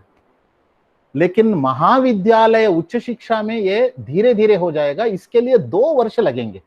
22 जून तक ये धीरे धीरे होने की संभावना है, संभावना नहीं होगा, 2 वर्ष लगेंगे। शालेय शिक्षा का इसी वर्ष शुरू करेंगे, उच्च शिक्षा का 2 वर्ष तक वो समय लेने की संभावना है वहां तक। ऐसा मैं आपका पहला प्रश्न का उत्तर, अभी तक जो उन अधिकारियों के साथ चर्चा हुई है उसके चलते मैं इतना उत्तर दे सकता हूं। दूसरा था कि यूनिवर्सिटी में जो इलेक्शंस होते हैं वो नए एजुकेशन पॉलिसी में उसको मतलब कंटिन्यू रखा है, क्योंकि वो एक बहुत बड़ा सवाल है हमारी यूनिवर्सिटी में। काफी बार ये न्यूसेंस भी हो जाता है। और अपना एक संगठन भी ABVP, तो वो भी इसमें इलेक्शंस के में भी काफी आगे रहता है। तो इसके बारे में कुछ कहा गया है NEP में? NEP में इसके बारे में कहा नहीं गया है, लेकिन एक उसमें उल्लेख किया गया है कि नेतृत्व विद्यार्थियों की बढ़नी चाहिए, नेतृत्व शक्ति बढ़नी चाहिए। नेतृत्व शक्ति बढ़ने के लिए यानी ग्रुप टीम को लीड करना चाहिए, ऐसी बनने के लिए उसमें उन्होंने महाविद्यालयों में, यूनिवर्सिटियों में बहुत सारे विषयों से संबंधित क्लब्स बनाएंगे। उन क्लब को शिक्षक मार्गदर्शक के रूप में रहेंगे, विद्यार्थी स्वयं उसको चलाएंगे। उसके लिए जो भी धनराशि देना चाहिए वो संस्थान के ओर से दिया जाएगा। इलेक्शन के बारे में यहाँ कुछ नहीं बताया गया है, लेकिन नेतृत्व बढ़ाने का विषय इसमें बहुत अच्छे ढंग से कर्तृत्व, नेतृत्व, समझदारी, भक्ति, ये सभी बढ़ाने का बहुत अच्छा स्पष्ट उल्लेख इसमें। उसके लिए क्या क्या करना चाहिए, एक तरफ से इम्प्लीमेंटेशन के कई सारे बिंदु इसमें शामिल किया गया है।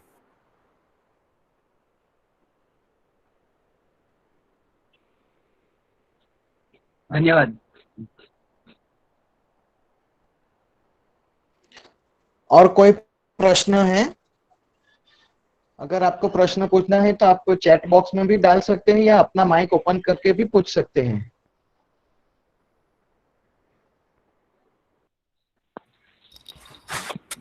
नमस्कार शंकरानंद जी।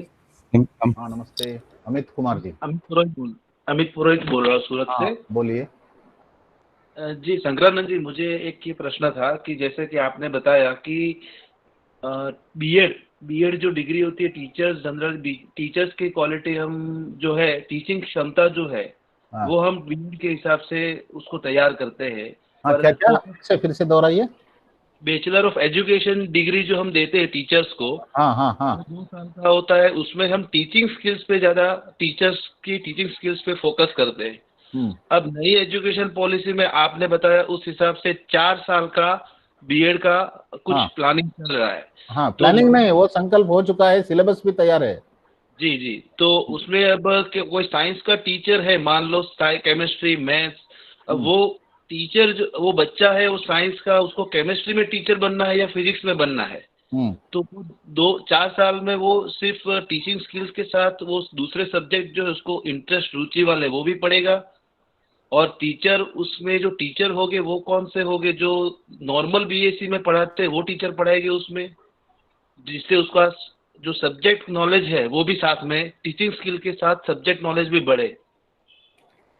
हाँ, इसीलिए बहुत स्पष्ट लिखा है ना उसमें, वो इंटीग्रेटेड कोर्स होगा बीएड 4 वर्ष का। अच्छा, वो मल्टीडिसिप्लिनरी रहेगा, teaching skills, teacher education with particular subject, अच्छा पर्टिकुलर स्ट्रीम, उसमें वो शिक्षक बन सकता है। जी, यानी वो उसमें असमंजस का कुछ भी नहीं है, वो स्पष्ट है। आपको साइंस टीचर बनना है तो बीएससी बीएड डिग्री मिल जाएगा आपको। उसमें जी आप विज्ञान से संबंधित विषयों को, वो भी मल्टीडिसिप्लिनरी रहेगा, विज्ञान से संबंधित विषय जो आप मुख्य विषय ऐसा लेते हैं और सहायक विषय मेजर और माइनर ऐसा विषय रहता है, वो स्नातक में भी वो जो विषय मेजर रहेगा उसके ऊपर उनको डिग्री दी जाएगी। ऐसे ही बीएड में भी वो इंटीग्रेटेड रहेगा, डिग्री विथ बीएड दिया जाएगा। डिग्री आप कौन से चाहते हैं वो ले सकते हैं, वो आपके ऊपर वो निर्भर है। 12वीं तक आपने कौन से विषय लिया है उसके आधार पर आगे आप वो विषयों को तय कर सकते हैं। जी जी, धन्यवाद। वो बहुत स्पष्ट। हाँ जी नमस्ते। हाँ बोलिए। Professor Alpesh Sakaliya, government engineering college Surat से बोल रहा हूँ। हाँ, मेरा जो प्रश्न है वो ये है कि अभी जो डिप्लोमा इंजीनियरिंग कॉलेज जिस है वो सब में रिक्रूटमेंट अलग होती है, डिग्री कॉलेज के फैकल्टीज अलग रहते हैं और एनआईटी आईआईटीज तो अलग ही है। तो अब आप बोल रहे हैं कि डिप्लोमा अगर 3 साल करते हैं तो उसके बाद डिप्लोमा सर्टिफिकेट, उसके बाद आगे पढ़ते हैं तो डिग्री सर्टिफिकेट, तो क्या ये सब फैकल्टीज को मर्ज करके एक ही संस्थान में करेंगे कि क्या कर सकते हैं ये जो भी? हाँ हाँ हाँ, वो तो सभी संस्थानों को मर्ज ही करेंगे। इंजीनियरिंग कॉलेज ऐसा एआईसीटी ही नहीं रहेगी।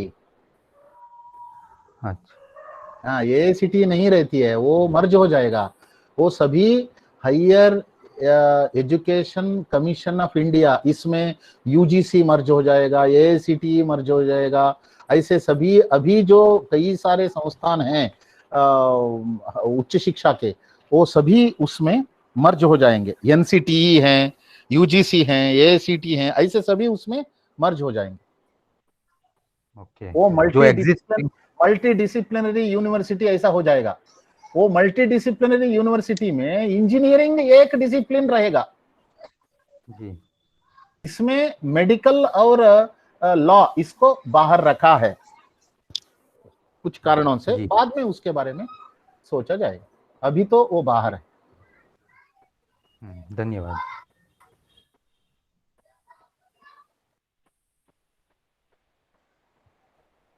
अगर है किसी को प्रश्न, एक चैट बॉक्स में।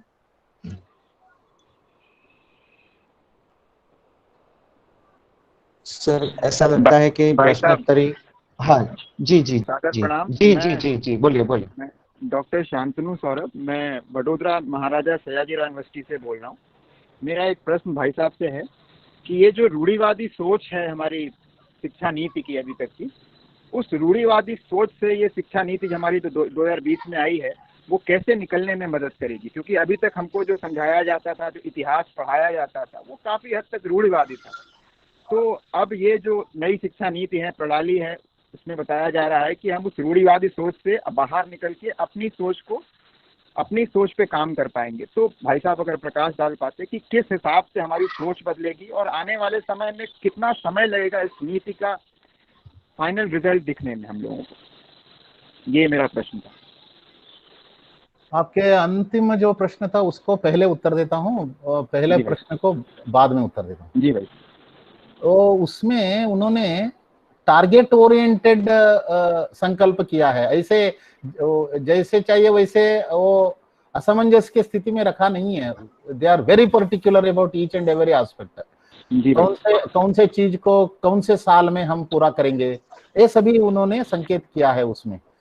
आपने जो पूछा है उस विषय के बारे में बताना है तो 2030 तक आपको इस नीति का पूरा लागू हुआ वो एक दृश्य आपको दिखाई देगा 2030 तक।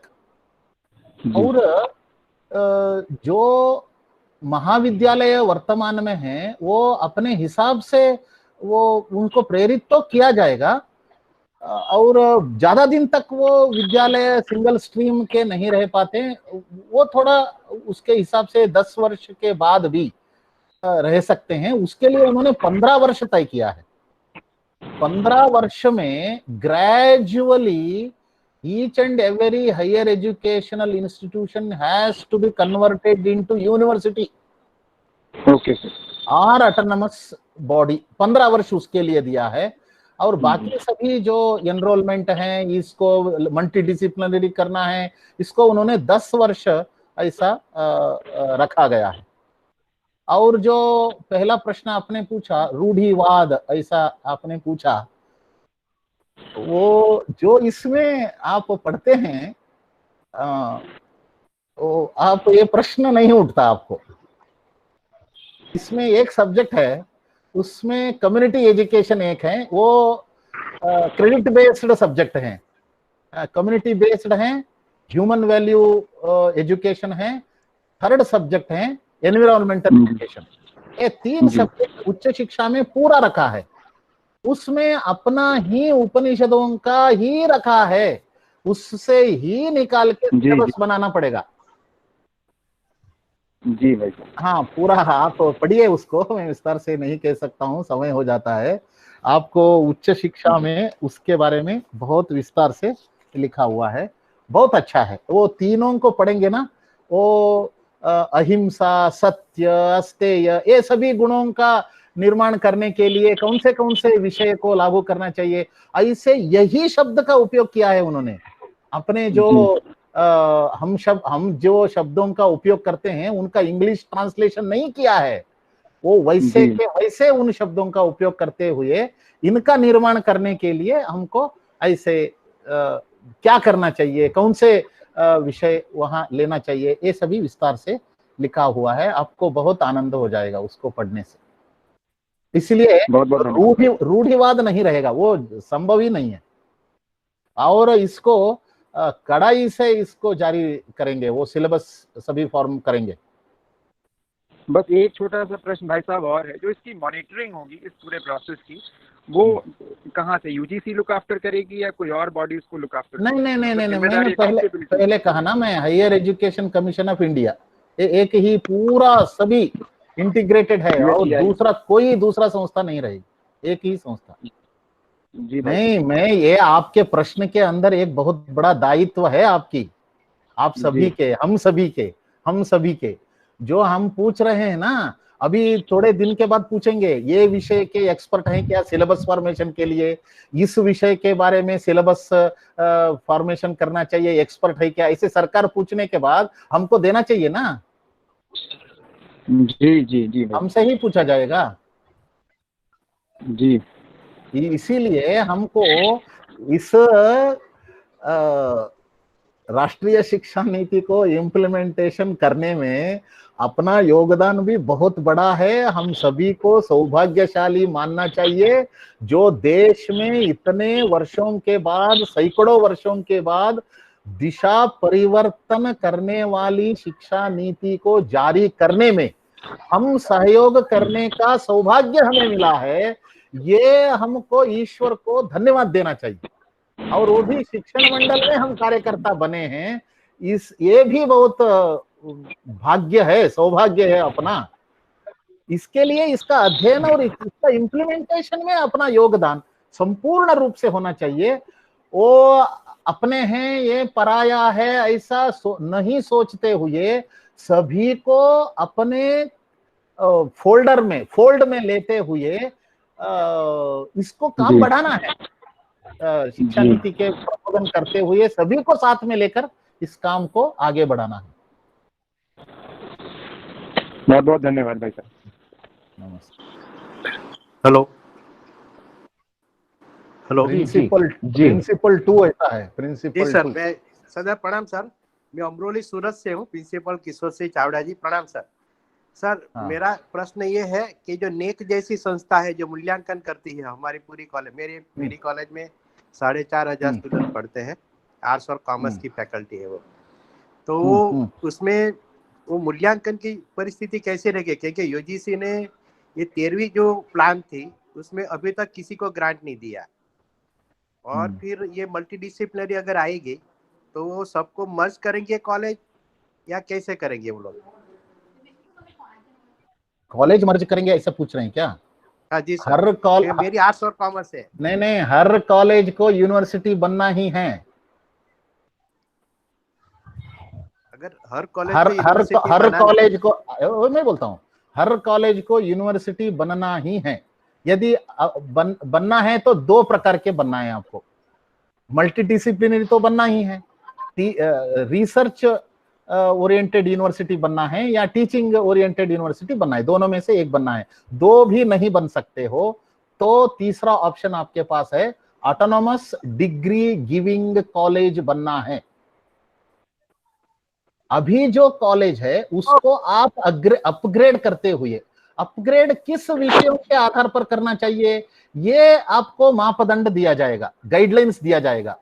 ऑटोनॉमस डिग्री गिविंग कॉलेज बनने के लिए ये मापदंड है। एक्रेडिटेशन जो नैक अभी है वो रहेगा, लेकिन उसका जो मापदंड अभी है, गाइडलाइंस है, वो विदेशी प्रेरित है, पश्चिम से प्रेरित है।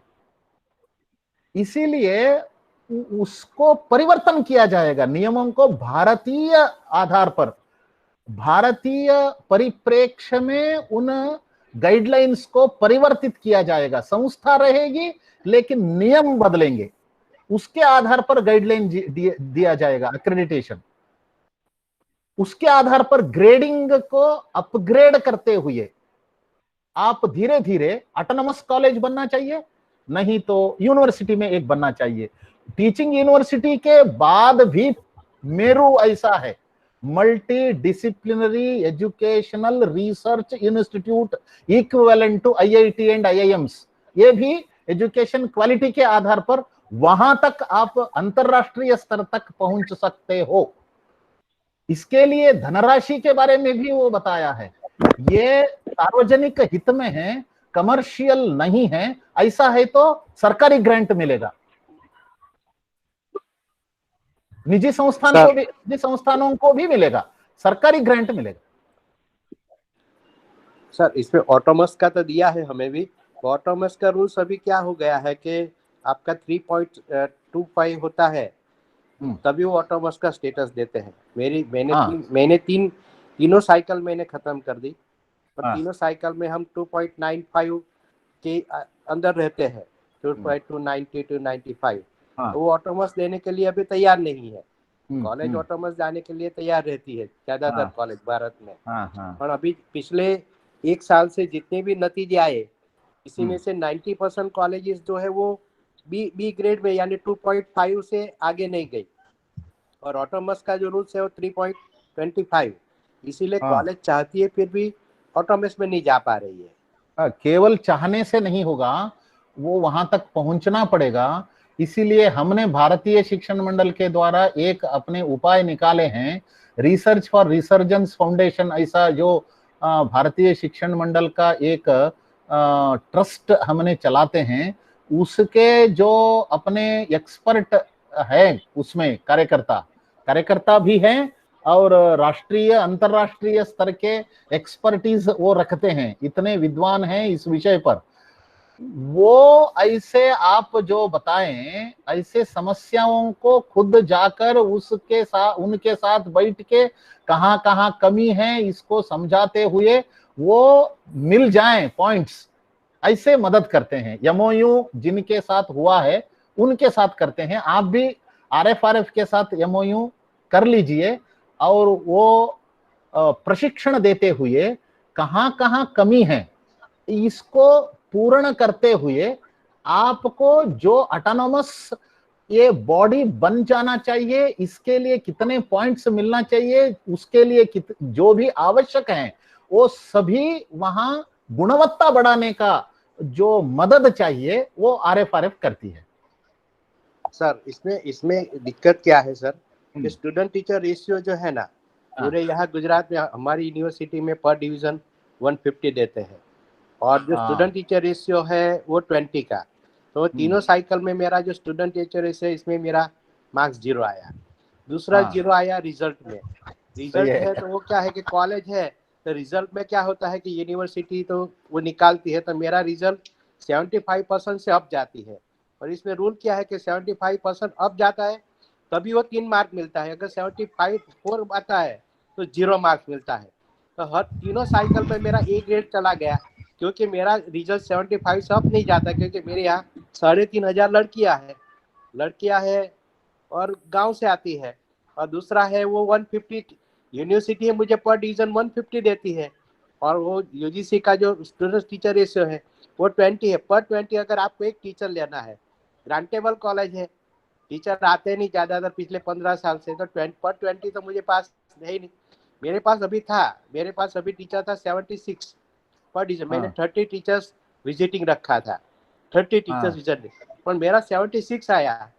तो उसने कहा कि नहीं आपका 20 होगा, तभी उसने भी मेरा 0 कर दिया। तो पॉलिसी में यही चेंज होना चाहिए कि स्टूडेंट टीचर रेशियो जो है वो या तो वो एक्सेप्ट कर ले कि भाई 80% स्टूडेंट्स रहेगा, क्योंकि ये अगर GR बढ़ाना है तो पर डिवीजन तो स्टूडेंट्स रहेंगे ग्रांटेबल कॉलेज में। नहीं, मैं आपको बीच में रोकता हूँ, कृपया गलत मत समझिए कि इसमें भी teachers प्यूपिल teacher ratio PT ratio 30:1 रखा गया है। SCDG में 25:1 रखा गया है।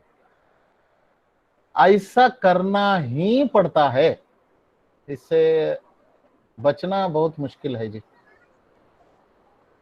ग्रांटेबल कॉलेज में सर नहीं मिलता ना टीचर। अभी पैसे दे देंगे ना आगे आने वाले दिनों में। अभी वर्तमान में आपका जो समस्या है उसके बारे में बाद में बात करेंगे।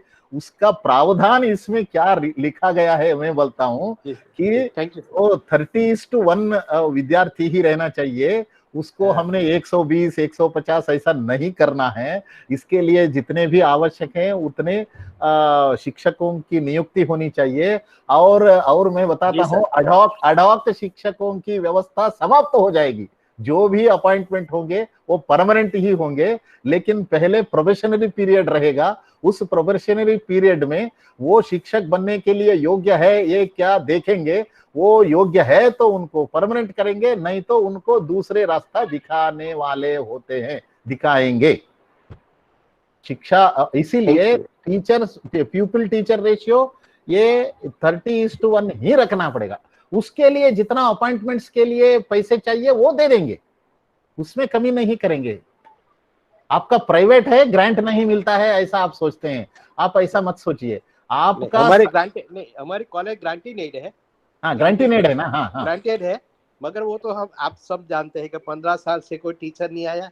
सही है, एडमिन आया तो हम सब जानते हैं। तो मैंने विजिटिंग रखा है, 30 टीचर रखा है ताकि स्टूडेंट टीचर रेशियो कंट्रोल हो। मगर फिर भी ये जो रूल है ना 20 वाला, तो वो आप भी जानते हैं 20 और 30 वाला, तो वो हम नहीं ओबे करते, इसीलिए वो मेरा मार्क्स ही तीनों साइकिल में मेरा कट गया रिजल्ट तीनों में, इसीलिए मेरा एक ग्रेड नहीं आया, ऑटोमेस नहीं कर पाया। सही वो वैसा ही होगा, वो परिवर्तन करना ही पड़ेगा। धन्यवाद। Thank you sir. जी धन्यवाद सर। धन्यवाद चावड़ा साहब। रे सतीश जी है, वो प्रश्न पूछना चाहते हैं। सतीश जी। जी नमस्कार सर। हाँ बोलिए, कहाँ? जी सर, मेरा नाम सतीश राय है, मैं बड़ौदा गुजरात से बोल रहा हूँ। जी सर, मेरा प्रश्न है, मेरी 5 साल की बेटी है। अभी एक्चुअली जो करंट एजुकेशन सिस्टम है ना, तो वो देखते हुए हमने एक ग्रुप फॉर्म बनाया था हमारा, इन 20-25 पेरेंट्स का, अलग अलग जगह ग्रुप से।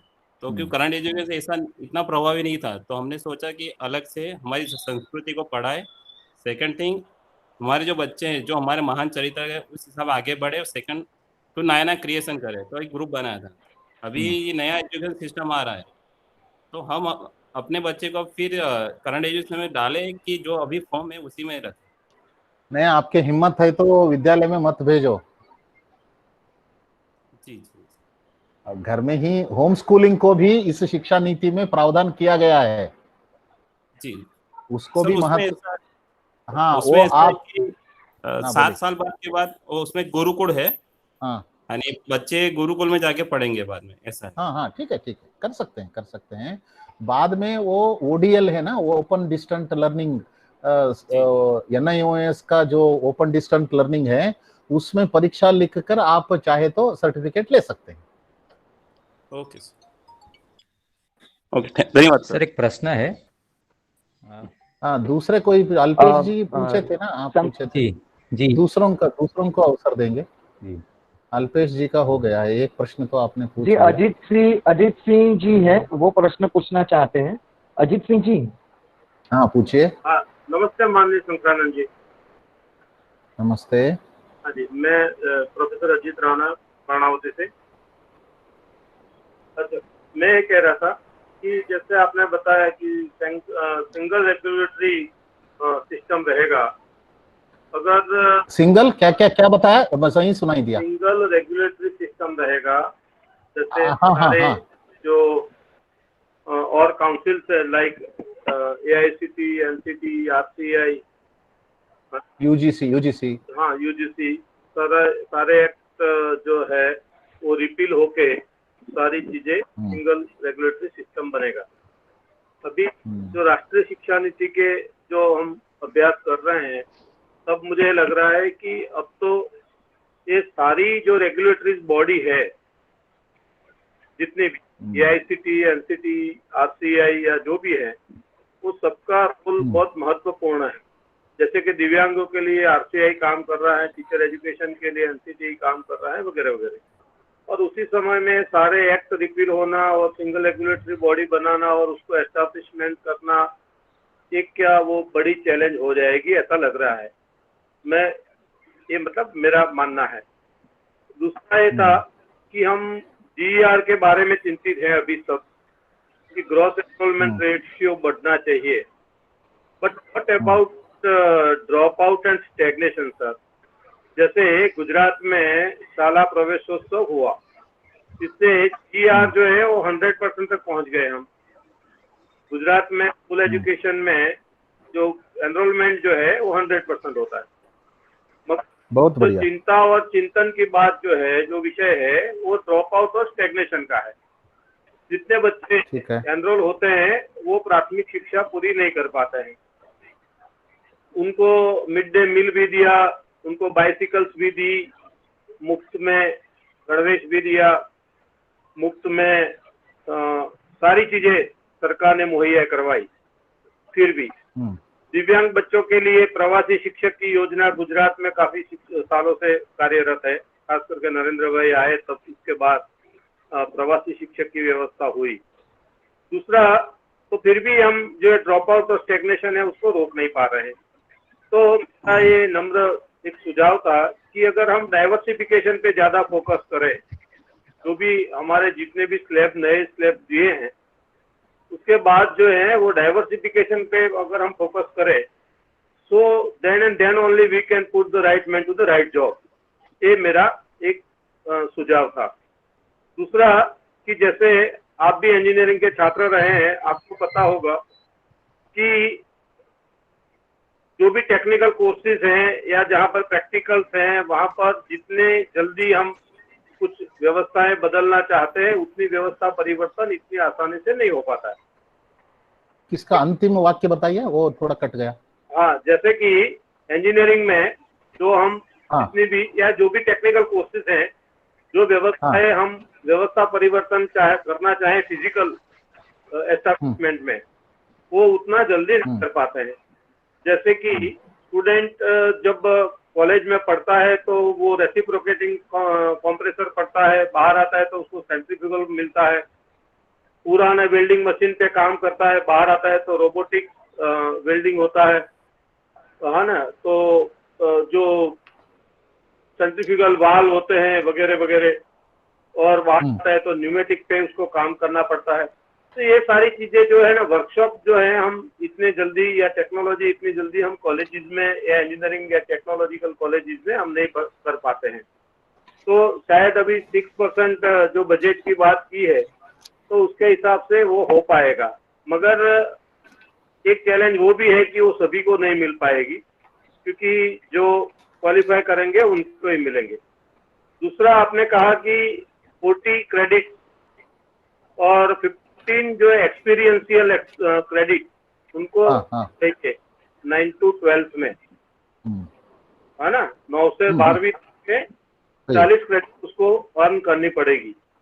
6 क्रेडिट तो बहुत कम है, क्योंकि क्रेडिट का जो मैं समझता हूँ तब तक उसको सत्र के जितने भी घंटा उनको काम करना है उसके पर है। अगर हम वैकेशन सारे मिलाएं तो एक सत्र में 15 हफ्ता उनको काम करना है। 15 हफ्ता का 15 घंटे बराबर एक क्रेडिट, मतलब अजीत जी क्षमा, हाँ अजीत जी क्षमा चाहता हूँ, अपनी बात रखनी है तो संक्षिप्त में रखिए, क्योंकि समय काफी हो गया है। संक्षिप्त में बात रखिए, नहीं तो हम समापन करते हैं। ओके, समापन करिए। जी जी, शंकरानंद जी आपकी परमिशन हो समापन कर सकते हैं जी? निश्चित समापन। जी जी, धन्यवाद। समापन के लिए मैं श्री भरत भाई माली जी को निमंत्रित करूंगा। गुजरात प्रांत सहमंत्री है भारतीय शिक्षण मंडल के, श्री भरत भाई माली जी। नमो नमः सर्वे भारतीयाः प्रातरः। आज के सजीव प्रसारण में राष्ट्रीय शिक्षा नीति के बारे में सूक्ष्म अवलोकन एवं अच्छी तरह से आपने को समझाया, मार्गदर्शन दिए। ऐसे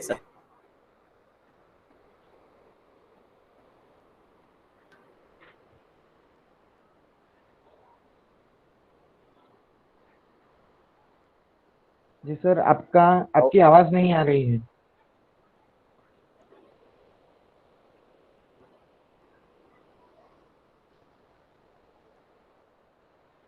भरत जी आपकी आवाज नहीं आ रही है।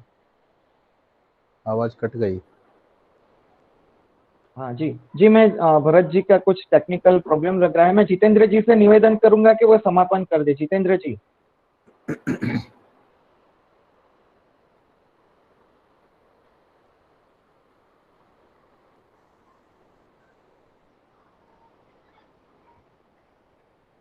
जितेंद्र सर। जी जी सर आपका माइक अनम्यूट है।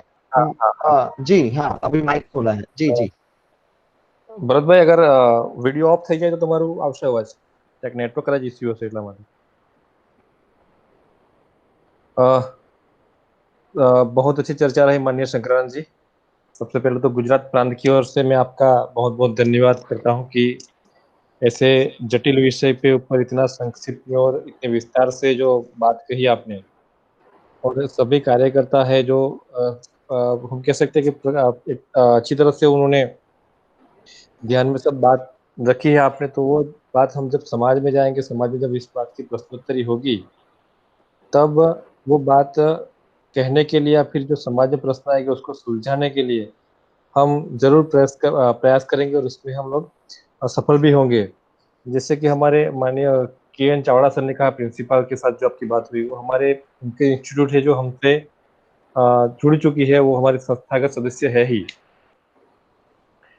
दूसरा मैं एक विषय कहना चाहता हूँ कि हम आज बहुत ही भाग्यशाली कि हमारे साथ माननीय शंकरानंद उमाशंकर पचौरी जी का भी सानिध्य मिल रहा है। माननीय शंकरानंद जी के साथ साथ हमारे राष्ट्रीय महामंत्री उमाशंकर पचौरी जी, हमारे पश्चिम क्षेत्र के वाली का जिसका दायित्व है सत्यकाम मेश्राम जी, हमारे प्रांत के उपाध्यक्ष सुरेश भाई पटेल, इन सब को मिलाकर बहुत अच्छा विषय आपने रखा। और दो चीज मैं कहना चाहता हूँ इस विषय में कि ये कोरोना काल में जब हम घरवास पे थे, तब रिसर्च फॉर रिसर्जन के विषय में हमने गुजरात प्रांत के जितने भी स्टेट यूनिवर्सिटीज है उनके वाइस चांसलरों के साथ माननीय मुकुल जी के सानिध्य में हमारे प्रांत अध्यक्ष जी नवीन जी सेठ के साथ तय करके एक बैठक हुई थी हमारी। लगभग 2 घंटा बैठक चली थी और उसमें सब विषय निकल के आए थे। और उसके बाद उन्होंने सबने हमें आह्वान भी दिया है कि रिसर्च फॉर रिसर्जेंस के एमओयू करने के लिए हमारे सब लोगों ने हमें स्वीकार किया है। और उन्होंने हमें आह्वान भी किया है, ये कोरोना खत्म होते ही वो काम माननीय डॉक्टर मयंक चापानेरिया जी और हमारे प्रांत के आरएफआरएफ के संयोजक हरिगोपाल जी अग्रवाल इसमें लगे हुए हैं।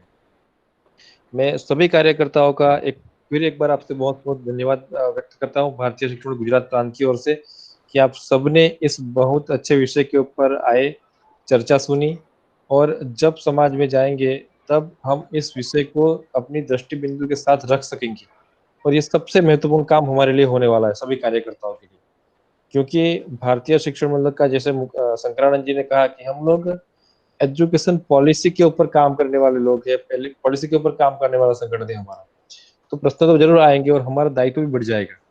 तो जितने भी हमारे ध्यान में इंस्टीट्यूट आए, यूनिवर्सिटीज आए, वहां पर हम वहाँ के जो स्थानिक प्रशासन है उनके साथ मिलकर वहाँ के टीचरों की ट्रेनिंग करवाना है। उसके टीचर ट्रेनिंग के साथ साथ पीएचडी गाइड से, पीएचडी स्टूडेंट से, रिसर्च स्टूडेंट, उन सबका वर्कशॉप करवाना, ये सब काम भी हम भारतीय शिक्षण मंडल के माध्यम से करें, इसके लिए हम कार्य करें। मैं फिर एक बार आप सभी कार्यकर्ताओं का अभिनंदन करते हुए आभार व्यक्त करता हूँ। माननीय शंकरानंद जी का और उमाशंकर पचौरी का बहुत बहुत धन्यवाद। बहुत बहुत धन्यवाद मैम जी। बहुत बहुत धन्यवाद जितेंद्र जी। आपने बहुत अच्छी तरह से बताया कि कैसे ये सेशन हमारे लिए यूजफुल रहेगा जब हम इंस्टीट्यूट्स में जाएंगे, जब हम लोगों के बीच में जाएंगे, लोग हमसे क्वेश्चन करेंगे तो माननीय शंकरानंद जी ने जो छोटे छोटे बिंदु बताए हैं वो काफी उपयोगी रहेंगे। और प्रश्नोत्तरी के समय भी जो भी क्वेश्चंस आए हैं उसके जो भी आंसर दिए हैं वो भी काफी हमको लोगों को पॉजिटिव वे में समझाने के लिए उपयोगी रहेंगे। तो इसी के साथ मैं डॉक्टर मयंक चापानेरिया यहाँ पे इस सेशन को समापन करता हूँ और एक श्लोक के साथ हम इसका समापन करेंगे जो कि भारतीय शिक्षण मंडल के हर एक सेशन में हम लोग दोहराते हैं। तो मैं श्लोक बोलूंगा। सर्वे भवन्तु सुखिनः, सर्वे सन्तु निरामया, सर्वे भद्राणि पश्यन्तु, मा कश्चित् दुःखभाग् भवेत्। ओम शांति।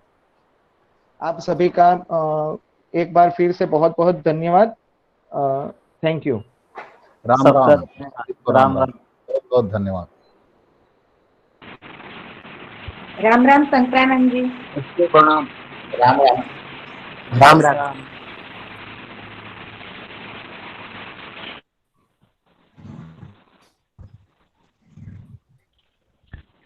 राम राम।